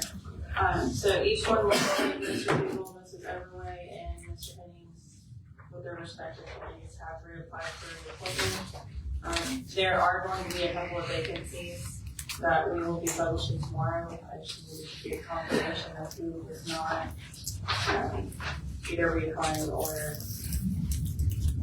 resigning. So We'll get that information out to the citizens, so anybody that wants to apply can apply. Yes. So, does anybody have any comment or question about it? Only thing I would say is I appreciate people volunteering and serving others. Thank you, Mr. Henning. I don't know if the other 2 individuals are here tonight. Thank you. Mayor, I have one question. It was my understanding that today's absent sales tax surtax had one person show up. Do we hold these people accountable? They only meet once a year. So when people are volunteering, but they only meet once a year, but no one shows up to actually do the meeting, like, is the committee accomplishing anything? And since it's obviously not accomplishing anything, at what point do we say we need more meetings than once a year? How do we hold them more accountable to show up and do things? Can we say, hey, you're not showing up, we need to get you voted off the committee? So I can say, with the situation with absent allowance we tried to have, that's a situation that I haven't seen before, and I don't recognize going through stuff before I was here. But this has been an issue before. We do have 2 of those committee members who formally resigned, and then one who I will have to send a letter out to and bring to you guys at a later date, where she may need to be removed because they haven't been in 3 of the meetings since they were appointed. And that's 3 meetings being once a year, so they haven't been here for 3 years. Well, That's like the too far. 2024 and then the 2 meetings we have tried to have were this year. Yeah. And typically, we don't have that problem. Usually people that, No, this one that is- serve on our committees are faithful about coming to the meetings. Yes, that's So why I wanted to bring that up. This is not, with the issue that I've had with these last 2 that we tried to have for the absent, it's not a regular problem. So I'm hoping that, this will not continue to be a problem. Most of our committees and our committee members are very good about, being here when they're needed. And if they have something that's going on that prevents them from being there, they're very good at communicating that. It's just, I want to say this is an anomaly, but I don't know. But 2 of those members have resigned, and one of them will probably have to be removed. And just since he's here, Mr. Haynes was the one that showed up. Yes, he was. To give him credit, since he is reapplied, he is the one that showed up for the meeting. So, Can we Can they serve on more than one committee? Yes, because somebody will do it. Oh, yeah. This depends We on. have that good old boy network. Yeah. I was gonna bring that up because, Spring Overway, on the audit committee, and she's also on the planning board. Now, Mr. Henning's on the planning board, aren't you? And this has to. She's actually on stage. very, very honestly, when, here again, we want more people to participate, but they applied for it, somebody else didn't. So they ended up, But it wasn't we posted. allow that. There is also a requirement, including commissioners. If you don't attend certain meetings, a certain number of meetings, you're off. That includes us. You know, So here's a good opportunity for everyone in the audience, if you'd like to participate in one of our planning boards, please volunteer. not only the planning board, but some of the things that we're involved with, looking over there at Wilson, Mr. Bohack, that he's also on the TPO, the Citizens Advisory Board with the TPO. And we have actually brought this up, that if there are other citizens that want to be on that advisory board, let us know. Pam and I, who are on the TPO, will certainly support it. Are commissioners allowed? No, because we're on, not on Citizens Advisory. Make it later. Yeah, I think we talked this out. Did anybody in the audience want to talk on the advisory board appointments? Yes, Ms. Langston, you got your hand up first, so. Teresa Langston, 6031 Main Street.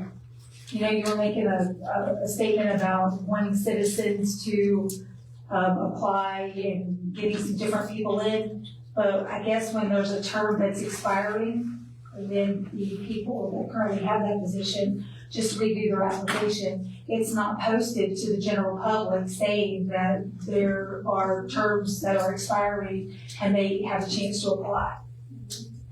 So they don't know about it unless, like, the people that were removed or resigned or anything like that, then they're not posted that there's open positions. So the public don't get a chance to do it. The people in the position just reapply and continue to serve on. So that's why we still have, 2 or 3 people that are on 3 or 4 committees, because it doesn't open up to the public. Yeah, I don't believe we have term limits on them, do we? They're 3 years. Oh, well, as far as how many times? No. Not on advisory boards. There is on, whether there's a term limit on the chairman, Correct, yeah. but, not on the overall board. Yes, sir, you want Warren Foster, 6303 Wall Street, have sent oversight committees, meetings, where they're at, agenda. Doesn't say anything about how to apply. So maybe if I go to this notify me thing, it'll show up and that will notify me. So on this website, how do I find out how to apply for this one? We haven't, that's what I'm saying. Tomorrow I'm putting Well, I'm out. saying, if there's other ones other than that, how do I find out how to get on any of them? I'm doing all of them. Okay. Tomorrow. Historically though, how does it happen? It goes out through notify meeting, social media. I have to look and see. Those are the 2 main ones. I'll wait for somebody to show me that on Notify Me, because I still haven't seen nothing for the road closure. So I'm sorry for saying that again. I'll give $100 right now, cash money, to somebody that can show me that. I can show you what So it's just to not. clarify, when someone's on the board and their term is up, you don't advertise that. You just accept application, just accept the reapplication of the current board member, is that correct? Right. Okay, thank you. Although all the board members, and I'll bring this up too, sometimes we appoint people to the boards and they don't necessarily work out. And let's say we de-appointed. Because if there's somebody that's, we don't know until sometimes they get on the board. And I'll give an example Bill's certainly familiar with. We had somebody on the planning board that was an engineer, and all they wanted to do on the planning board was question the engineering of all the engineering that's involved, and that's not what the planning board is all about.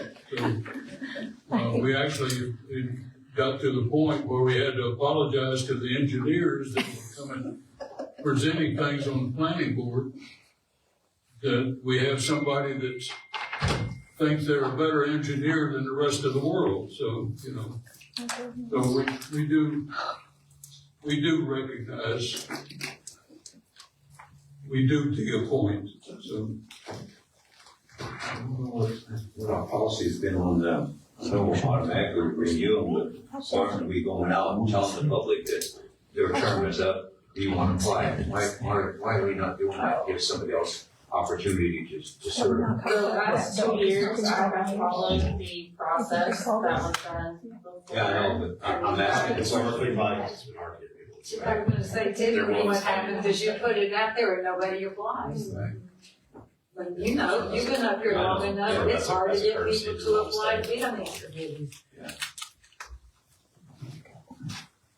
But like she said, she's got some that will be going out tomorrow, so people will have an opportunity. And it sounds like a lot of that goes back to the just public communication. We've got to get the information out there.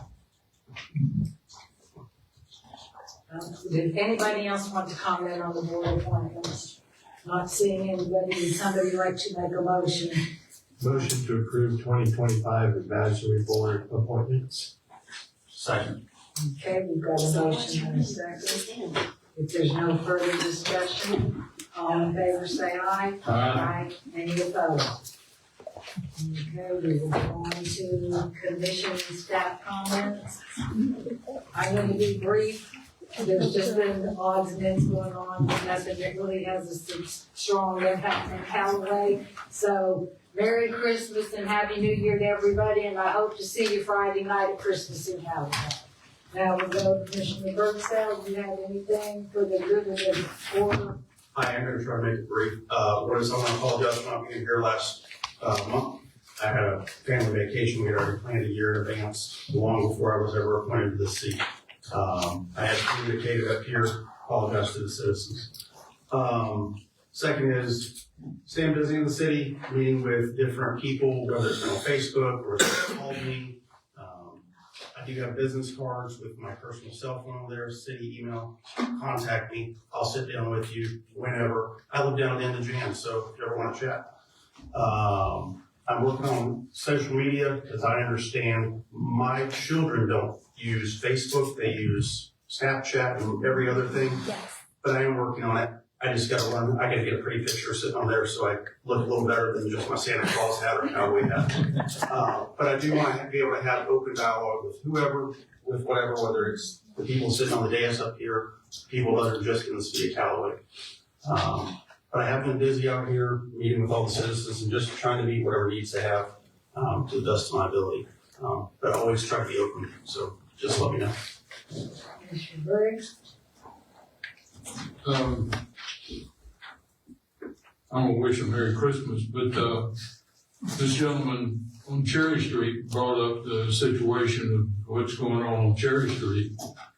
We've been planning, unfortunately, it's now finally, we're executing the plan that we've had for almost 6 years now of Cherry Street.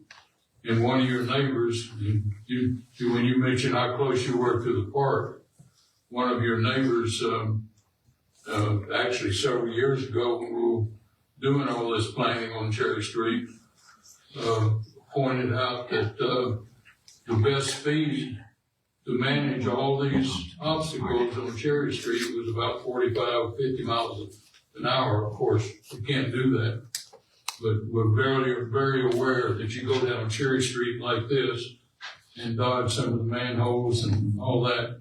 That's all going to be taken care of within a year period. right now, we're on a 360-day period of completing quite a bit, and all of it on Cherry Street, including the flooding issues, et cetera, et cetera. But that's been a long-range plan, multiple delays, but we finally got something started right next to you. So. And Merry Christmas. Tell you what, there's been a lot going on this year. We've actually completed a lot this year. And I'm very thankful for particularly the city, the city services, all city employees and all that, they've really done a fantastic job this year. We've had a lot of obstacles, and very honestly, we've had a great participation from the citizens, and we've listened most of the time. So Teresa knows not all the time, but most of the time. Thank you, sir. Merry Christmas. Commissioner Pelletier. Just a couple of quick ones. City manager, we ever have to get an update on the bridge from the chief? I am not. Brian is trying to figure it out. Okay, all right. And water study, are we ever gonna see that? I keep on asking for what we had on the water study. Last time I asked, you told me that you're still doing revisions. I've not seen the water study. Has anybody else seen it? I don't know. I'm trying to think what water study. It's a water and sewer model. Yeah. The water and sewer model. Oh, The capacity. Right. I'll make sure that's at the first thing in the morning. I appreciate it. I'm sorry about that. And then the planning board voted on the comp plan, is that right? No. LDR? Bill, did you present that? Comp plan. Comp plan, yeah. Ray was not available tonight. So when are we gonna see that? It's 150 some odd pages. Ray mentioned at that meeting that we wouldn't see that until the spring. It wasn't completed. Our year amendments, Bill? The years, the comp plan updates every 7 years. It's usually kind of staggered, So the planning board approved it. it'll have to come. It has to come to us, but. So, I just want to make sure we don't get it right, that we're voting on Tuesday. right. No, we'll get that. Yeah, you guys can make that. So you'll have, the city commission will have a transmittal hearing, so that'll be noticed, you'll see all that. Then we transmit it to the state, and it'll be at least 60 days, and then, so it is an ordinance, but it's not gonna be 2 weeks apart. It'll get transmitted to the state. Okay. You'll have another 60 days, and they'll send comments back, and then you'll adopt it, so it'll be a multi-month process for next year. Other than that, Merry Christmas to everybody. Commissioner Ayers. Yes, ma'am. Real quick, generally did the same meetings I usually do. City manager a couple times rode around and looked at all the different potholes and all the different things we're doing. One question on, today was supposed to be asphalt day. How did that go? Did we actually do that today? I think I don't know if they started it today or if it's going to be tomorrow. Did we get asphalt today? They were very busy today. Worked right through lunch.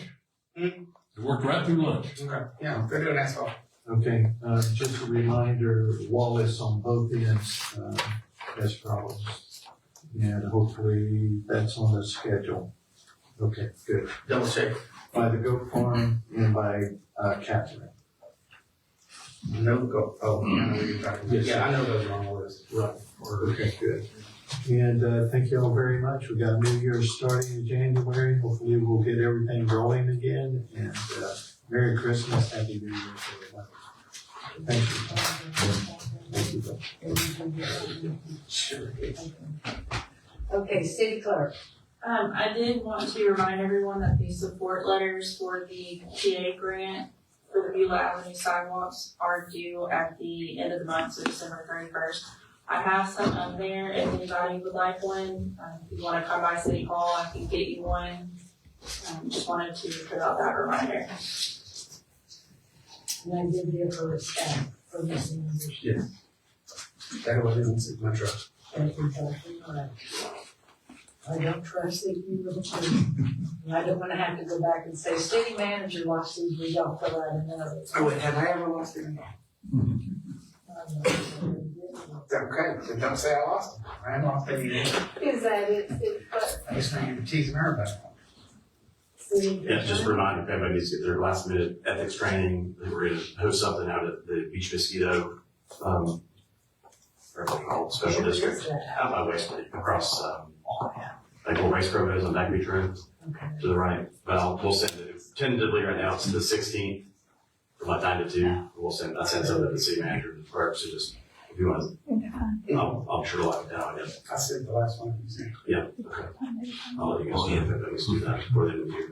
It's so enjoyable actually to do this. I'm not gonna be available for that, but I've already met the requirement. Right, and, you know, Florida League cities, you can do it online and do your, you know, videos and stuff. It's kind of fun to go ahead. Your stories. Every 12 months. Every year. Okay, city manager. Okay, there's no such thing as asphalt pay. What did he just say? I know, he's just saying.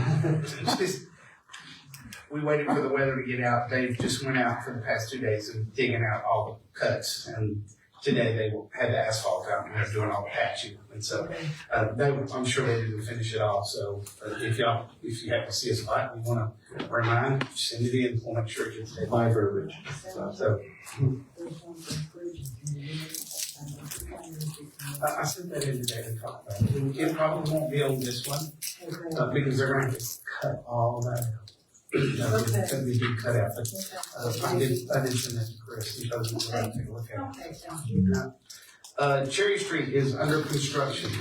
I'm currently waiting on the Gantt chart to be produced for me to view. Gantt chart is basically their tentative schedule and how they're going to do things. Right now, as y'all know, they're working there on Jan. Yes, they did switch up the schedule a little bit. It was because the weight of the head walls were so large that there's only one piece of equipment in all of Bay County that can move these things. So they had opportunity to bring it in. That's why they started at Jan Drive on that drainage ditch, that head wall. If y'all been out there, that piece of equipment is massive, but that's what it's going to take. They're going to set one there. Tentatively, we're looking at about 2 weeks in that location. There's another large one that's going to have to sit out at the road. As soon as I get the Gantt chart, I will try to put out a tentative schedule of where they're going to move to next, because they're going to go ahead and set the large boxes. Now, I'm regurgitating what I've been told. I don't have this in writing anywhere. I know there's another one. There's several down. I think near Veterans Park, so we'll see how that works. Like I said, he's supposed to get that, and we'll try to do a better job of getting everything out through Newsflash and Facebook and everything else. Me and Ashley, we can meet in the morning and talk about and make sure we stay on the same path for everything, so that we can get that out there. So after they get through with the box sets, the schedule is to go down on Star Avenue and start there. We'll start working our way back. As we work our way back, there'll be a block or two that's going to have a detour on. So we'll start at Star Avenue, we'll do a block or two, and we'll do another block or two. We'll open that one up. They're just going to space their way down as they go. And, you know, when we say we have charts, if we add a day in, the whole entire chart shifts. And that includes rain days and everything else. It's just a very living document that changes daily. The roundabout is full speed under construction. Yes, we did just go ahead and move that down to Lake Drive this week. I sent y'all an email out about that. It's not that the other roads are closed down. They're still there. It's just we're trying to tell the people, hey, turn down Lake Drive. That keeps it off of Bridgeton and Lance, which is a very narrow road.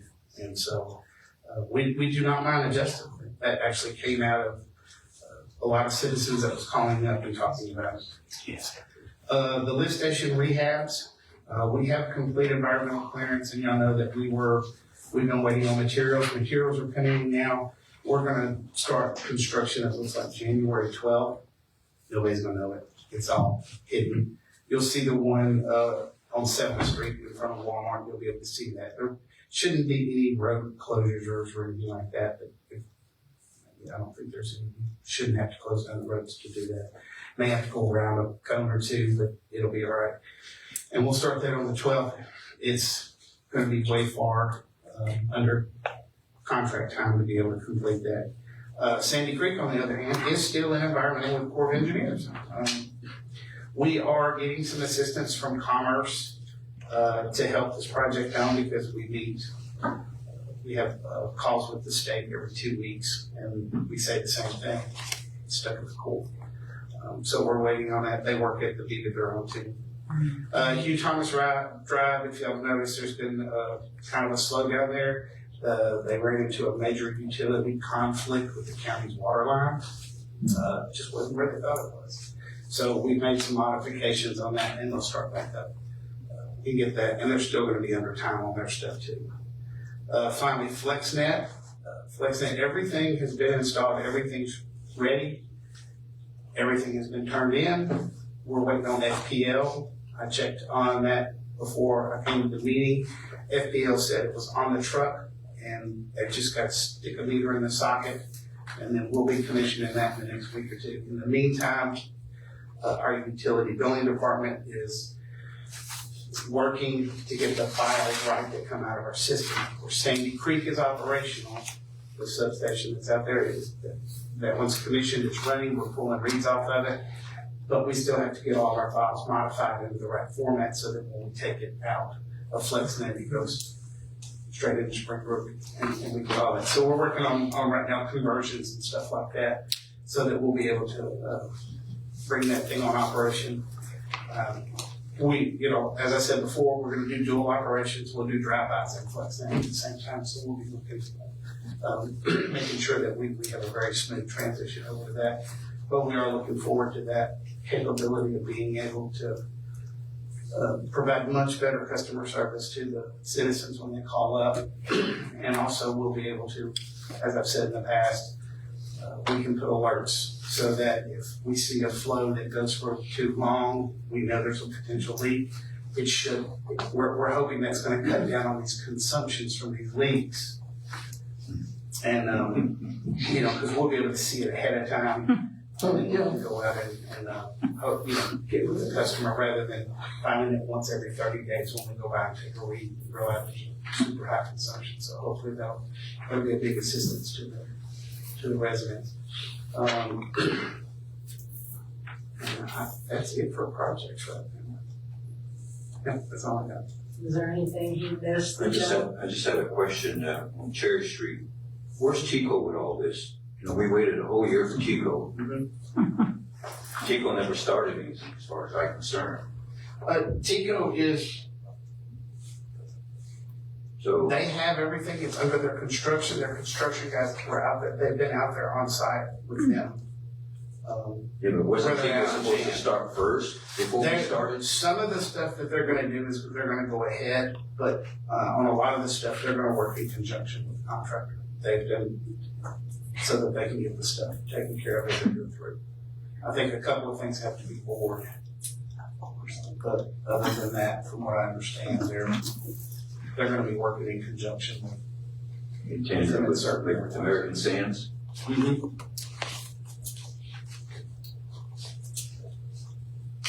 I don't know the full depth of all of it. I'm just going off of what I'm told. Do we have an on-call person for water leaks? Yes, we did. Are they working at night or? Yes, they did. I see I get the alerts when those trucks move in the middle of the night, and I can tell when they're moving. So I guess we have a backlog of water leaks and. Bill, I don't think, do we have a backlog right now? Oh, because of all the rain this week. Well, I'm just trying to figure, and I don't want to bring this up, but I guess I have to. I'm just trying to figure out, I praise how we're doing with water leaks, but all of a sudden, I don't understand why we're going out there and putting a comb in the water leak. Why don't we fix it while we're out there? I'm talking about that one, 3/4 inch line. You might not think it's leaking a lot, but it's still leaking. And if we have an on-call person, used to be, on-call person, we had a water leak, it was fixed that day, not a week later or 2 days later or 4 days later. Because we, you know, I get a lot of, I think all of us get comments from citizens on water leaks, why it's taken weeks and days. And so I'm trying to understand, if we have an on-call person, why is it not being fixed? Some of the fixes that they're doing, I don't want to speak off the cuff. Right. Some of the new procedures that we put in place is we're not patching. And that's something that, you know, actually you've worked on that quite a bit. Why do we keep patching? Mm-hmm. So they'll look and see, and if it's been done multiple times, and they know they're going to do what's called a complete service line replacement. And that's one thing that we have been very adamant about, and that's where we actually go out. One man cannot do that. He can, but it would take hours. Right. Because he's got to dig the whole entire line up, and we're going to replace the whole entire line from the meter to the main. Is that right, Bill? Don't want to speak out of turn. But, and so on some of these where they know they're going to dig it up, the issue comes in, do we dig right there and then we keep digging to try to find that particular place? If it's a massive water leak, yes, we call it out immediately. But if it's something that they know, okay, we're going to need to replace a service line, the one that you were talking about. So That service line should have been replaced, I was told a year ago, and you've never done it. We are replacing service line. I actually received a message on that during the meeting that said they showed that there was a break there in September, and that this is the second one. Yes. Now, okay, so they're going to go ahead and they're going to replace the entire service line, and that's scheduled on the books for first thing in the morning to do that. So that's, you know, there's a couple of things where we're just, you know, we don't want to keep going back and fixing the things over and over and over. And that's just been, and I know down at Mr. Callahan's area, you know, that was such a bad deal. I don't never did fix it. I don't think we ever went through because It's never been. they could not loop that because it was going to take, it was going to have to be engineered and set through, because you know we talked about moving all the way around the outside, but I know they replaced a couple of full service lines to that. Not at all. One. You guys came out there and spray painted the ground and everything, and nothing else was done. I'll check on that. I thought that project was done. That's all. I just had to quit that. Sam, did you want to talk about the habitat for humanity that you? Well, yeah, I can mention that they had the second house in Habitat for Humanity Village over on Comet. The second house, you know, has a owner moved into it. We had the dedication and the key presentation was last Thursday. So that's coming along. So they'll be working on the third house. So we have a new neighbor. That's right. We have a new homeowner in Callaway. Is everybody good to go? Anybody have any questions, anything you didn't cover? Motion to adjourn? We got public participation still. Oh, yes, sorry. I'll go ahead and do the announcements. We have December 12th, Christmas in Callaway, right here at 6 o'clock Friday evening. December 16th, we have the potential for a planning board meeting. Does it look like? Probably not. Probably not, okay. December 24th and 25th, Christmas holidays, when the city offices will be closed. And then January 1st, New Year's Day, city offices will be closed. January 6th, it could be a planning board meeting. Best thing would be to check the website later to see if that's a little ways off, so who knows if there'll be one or not. And then our next commission meeting will be January 13th, right here at 6 o'clock in the evening. Okay, we'll go now to public participation. Sir, did you want to say anything else, or did he answer your concerns? Well, I appreciate Mr. David for answering my concerns. I know you didn't get to speak before, so I just wanted to go ahead and let you speak first. Thank you. Like I said, I had several problems in the past with snakes coming out of the bay. I think Mr. Pryor knows about this, and I talked to him about it before. But what I'm mostly concerned about is these large semi trucks coming down on Cherry Street. I know they have to get to the Beeline store and another store up the street from my house. But when they come, they just moving pretty fast and they go for these humps. And they're not the only ones, it's the pickup trucks with trailers on the back of them.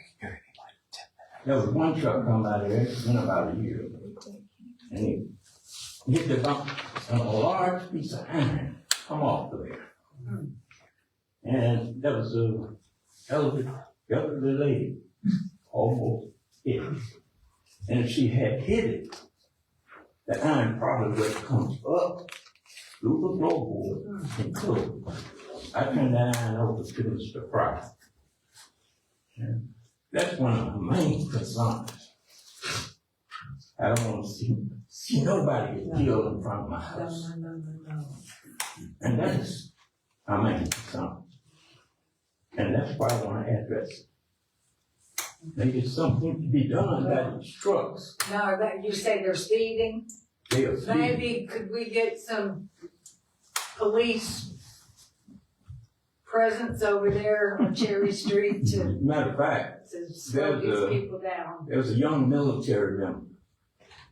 He rides a motorcycle and he comes out of Sutter Drive. And as soon as he come out, he guns it.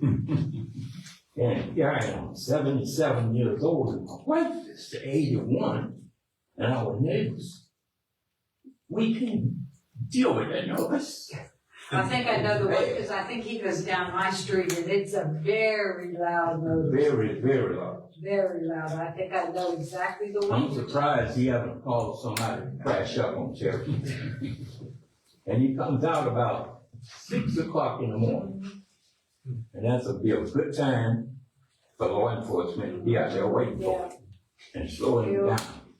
Deputy Or he kills somebody or he get killed. Deputy McKenzie. And I know there's no speed bumps can be put on Cherry Street. Well, So- you'd think we'd have enough bumps now that would slow people down. You got that. Okay, thank you. Thank you, sir. Mr. Carnahan.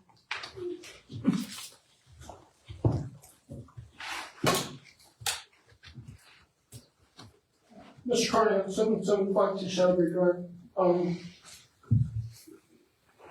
Every year, about a week after Thanksgiving, at the end of Shadow Bay, we end up with a sewer backup due to people dumping all their turkey grease down the sewer lines. It cost my neighbor almost $800 last year to have his lines checked between his house and the sewer. Come to find out it was out of the street connections. Can you put something in the newsletters next year when you put the hazards of turkey fryers and everything else in there? But that grease gets in those sewer lines, and for some reason it collects at the end of Shadow Bay Drive there, and it's not a pleasant thing to have your toilets back up in the house. Another thing, Bob's talking about a 3/4 inch water leak, and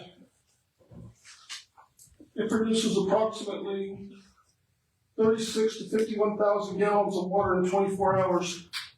I don't know when it started. It's ran all day Monday. It's ran so far Tuesday, and tomorrow will be Wednesday.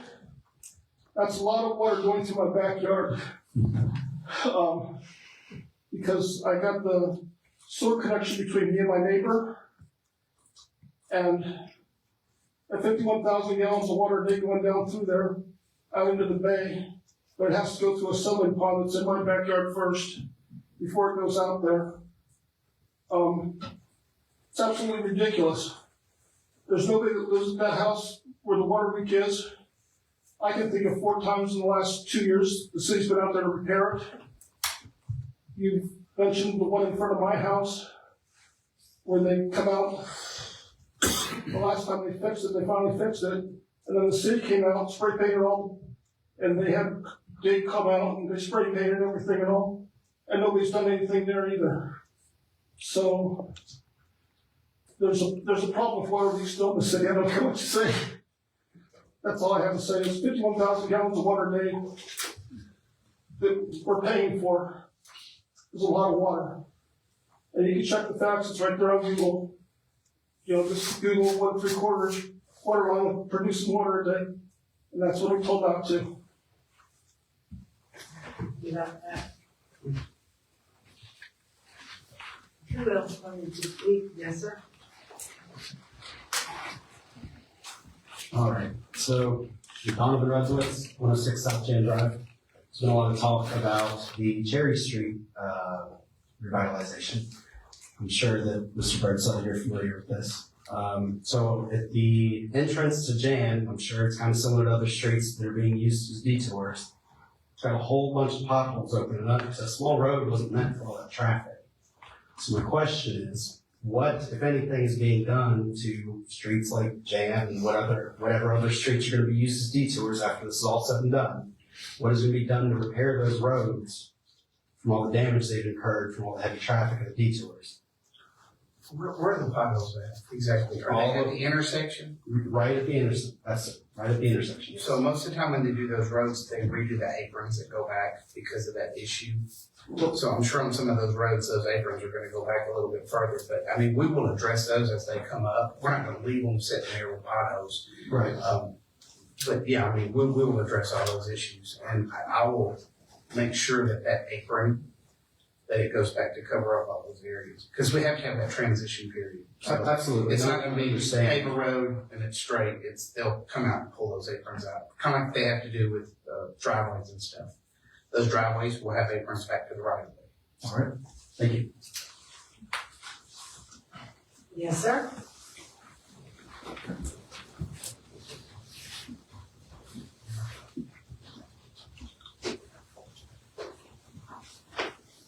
Ron Sharon, 57 Kevin Circle.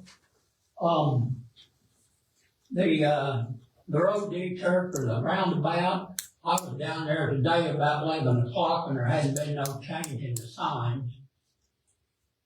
And, I can't understand how you sent people down the route that it did. Did anybody go down there and have a look? I mean,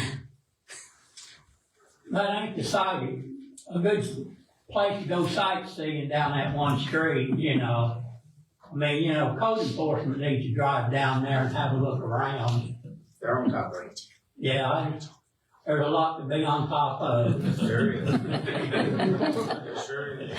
And, the newsletter, I got mine today, and, I'll bet they don't make that mistake again whenever I got to figure out what postage was times, 5,000 or however many customers they got.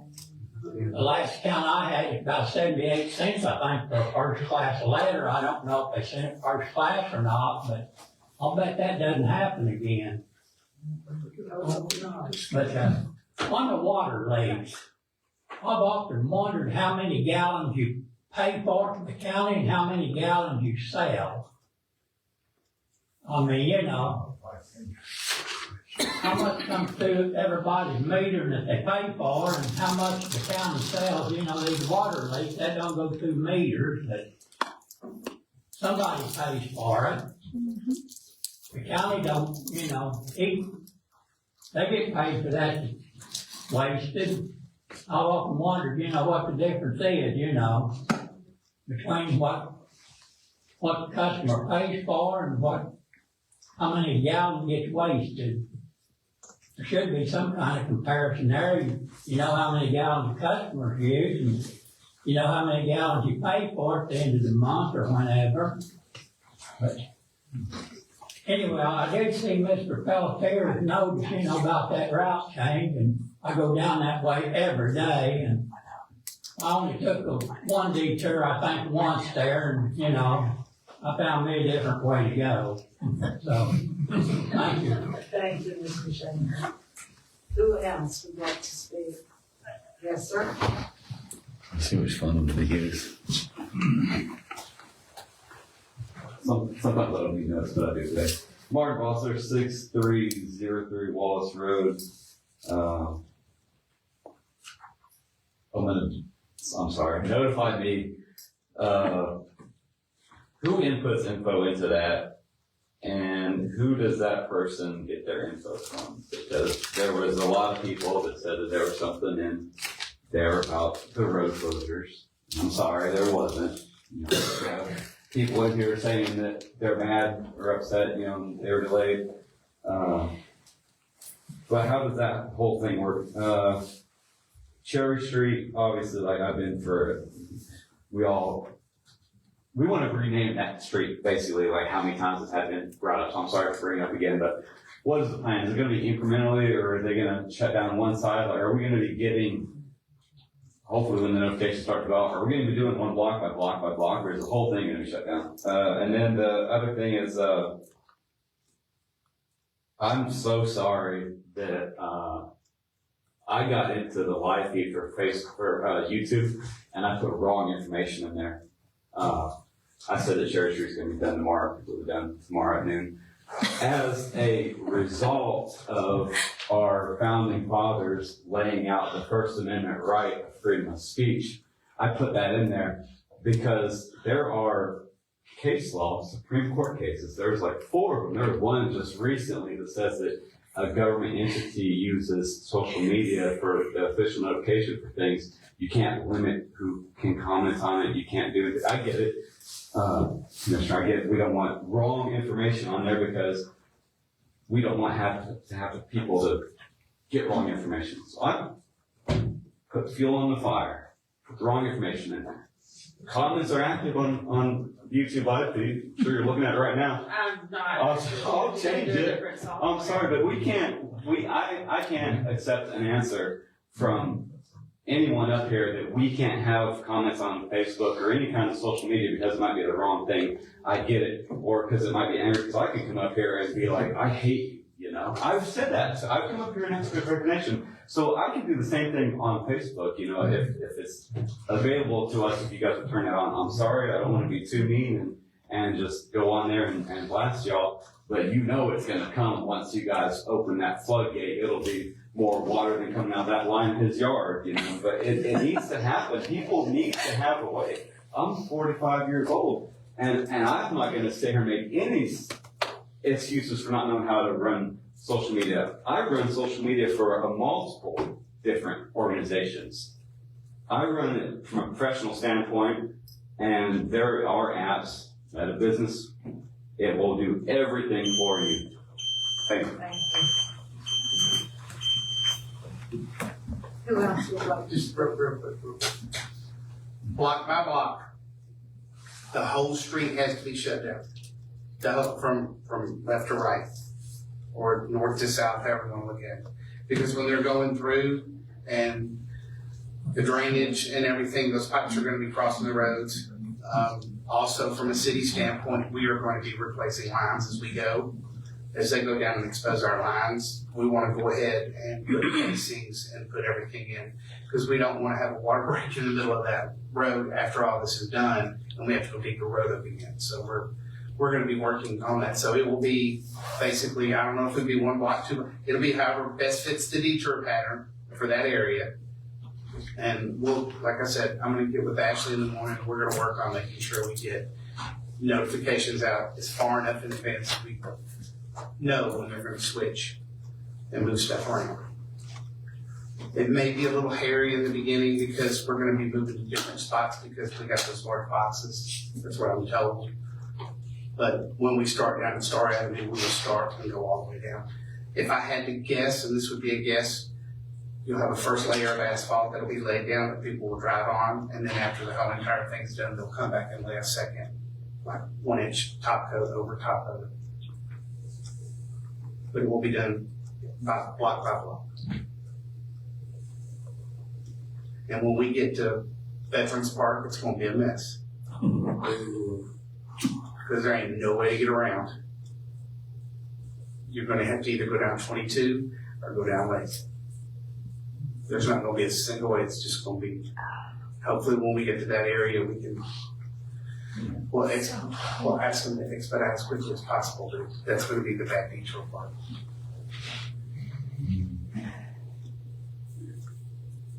I'll give you a warning. That's the best warning I can give them.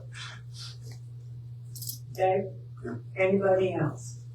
Yes, ma'am?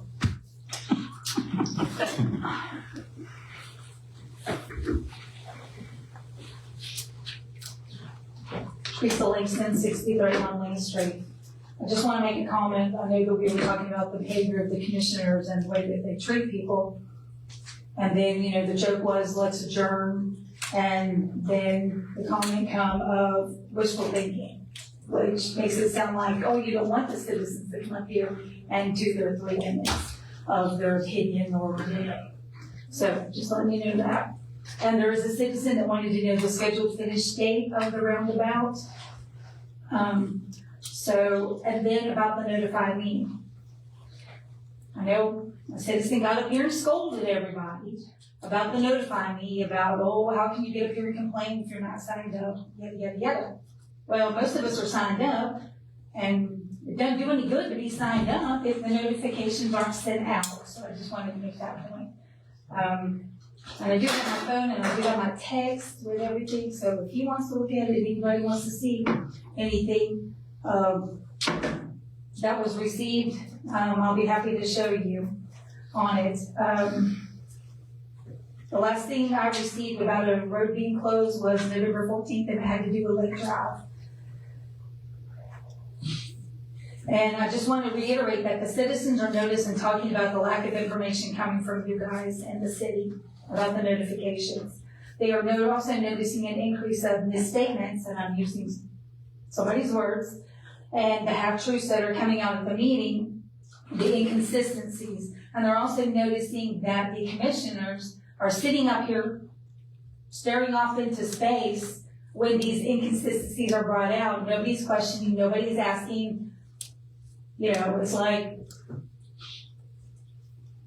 is the cart pulling the horse or the horse pulling the cart? Because, I mean, the last that I know, I thought that the commission pretty much is in charge, and the city manager answers to the commission, not the commissioners answer to the city manager. And I think we're confused about which way we're going here. About we ask questions up here, we don't get questions answered. Like somebody said, you know, you just get a thank you very much. And also, I'd like to know about, Ashley made a comment about Facebook and what's put on Facebook for the city. It had to do with something that I thought it was who tells her what to put on there. So I'd like to know who tells who to put what on Facebook. As far as the notifications, and then I'd like to know about, have we hired the assistant director of finance, considering it was supposed to be done months ago? And the comp plan, this Ray apparently was answering some questions incorrectly, telling us that if, you know, it didn't have to be in the comp plan, they have side agreements. But apparently you don't have side agreements, so why, even if you have side agreements, why are we putting it in the comp plan? Okay.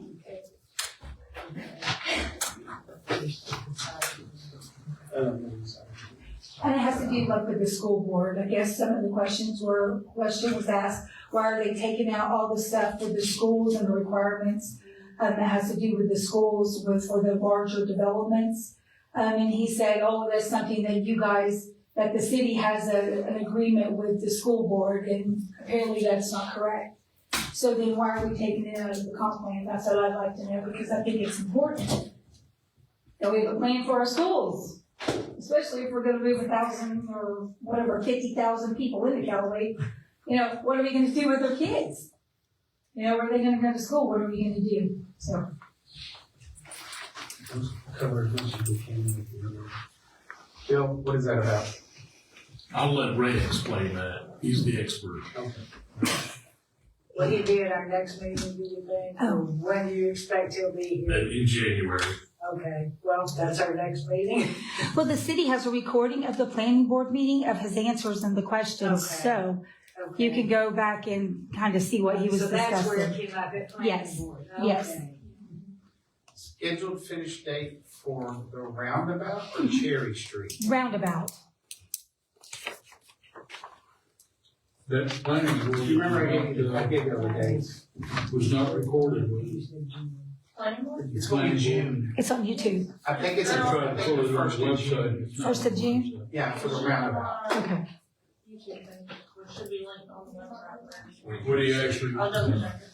what he actually, is on the website, at least as of Sunday, I guess, was,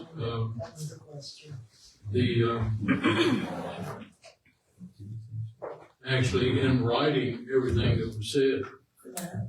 Yeah, the link. The minutes were posted, Yeah, the but link there to, was no recording posted. the link to the city's YouTube page should be right next to the minutes, where the little It's TV not. is. It's not. It's not. It's not. It's on YouTube. It's on YouTube, but it's not on the website. On the city website. And we were talking about on the comp plan, at least the minutes had it as item number 1, item number 2, item number 3, with no information related to that.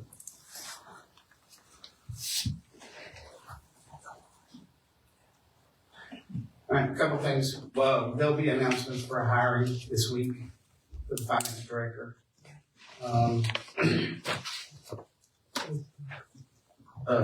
Ashley gets her information from Facebook from myself and the department heads for things that are relevant.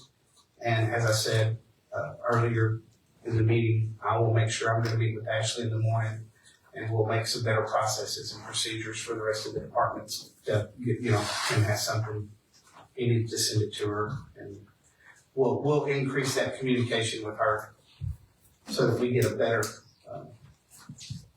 information out there in a more timely manner for Facebook.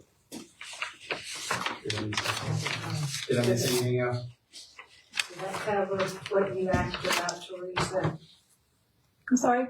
Did that cover your questions? We were trying to remember what all you asked.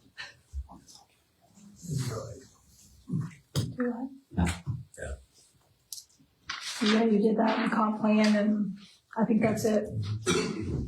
We will have we'll have very good detailed discussions on the comp plan.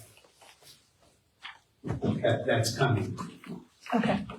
Probably, you may even have to go back before the planning board. So I'd like to know, again, the date for the roundabout. Unfortunately, there were 2 conversations going on, I didn't catch that. But also just clarification on the school board, was at the planning board, Teresa asked, as a planning board member, she asked why they took that whole school section out. And, he said that it was because the city had an agreement with the school board, which we don't have that. And so there's 4 or 5 pages of, future, whether it's land set aside or growth of current schools, but it's a whole section on how the city will handle, schools up to 2045 is what that comp plan's for. And so that's what she was talking about there. That's it, thanks. And it was June 1st for the roundabout. Oh, thank you. I wanted to make sure that was right. That's a contract. Yeah.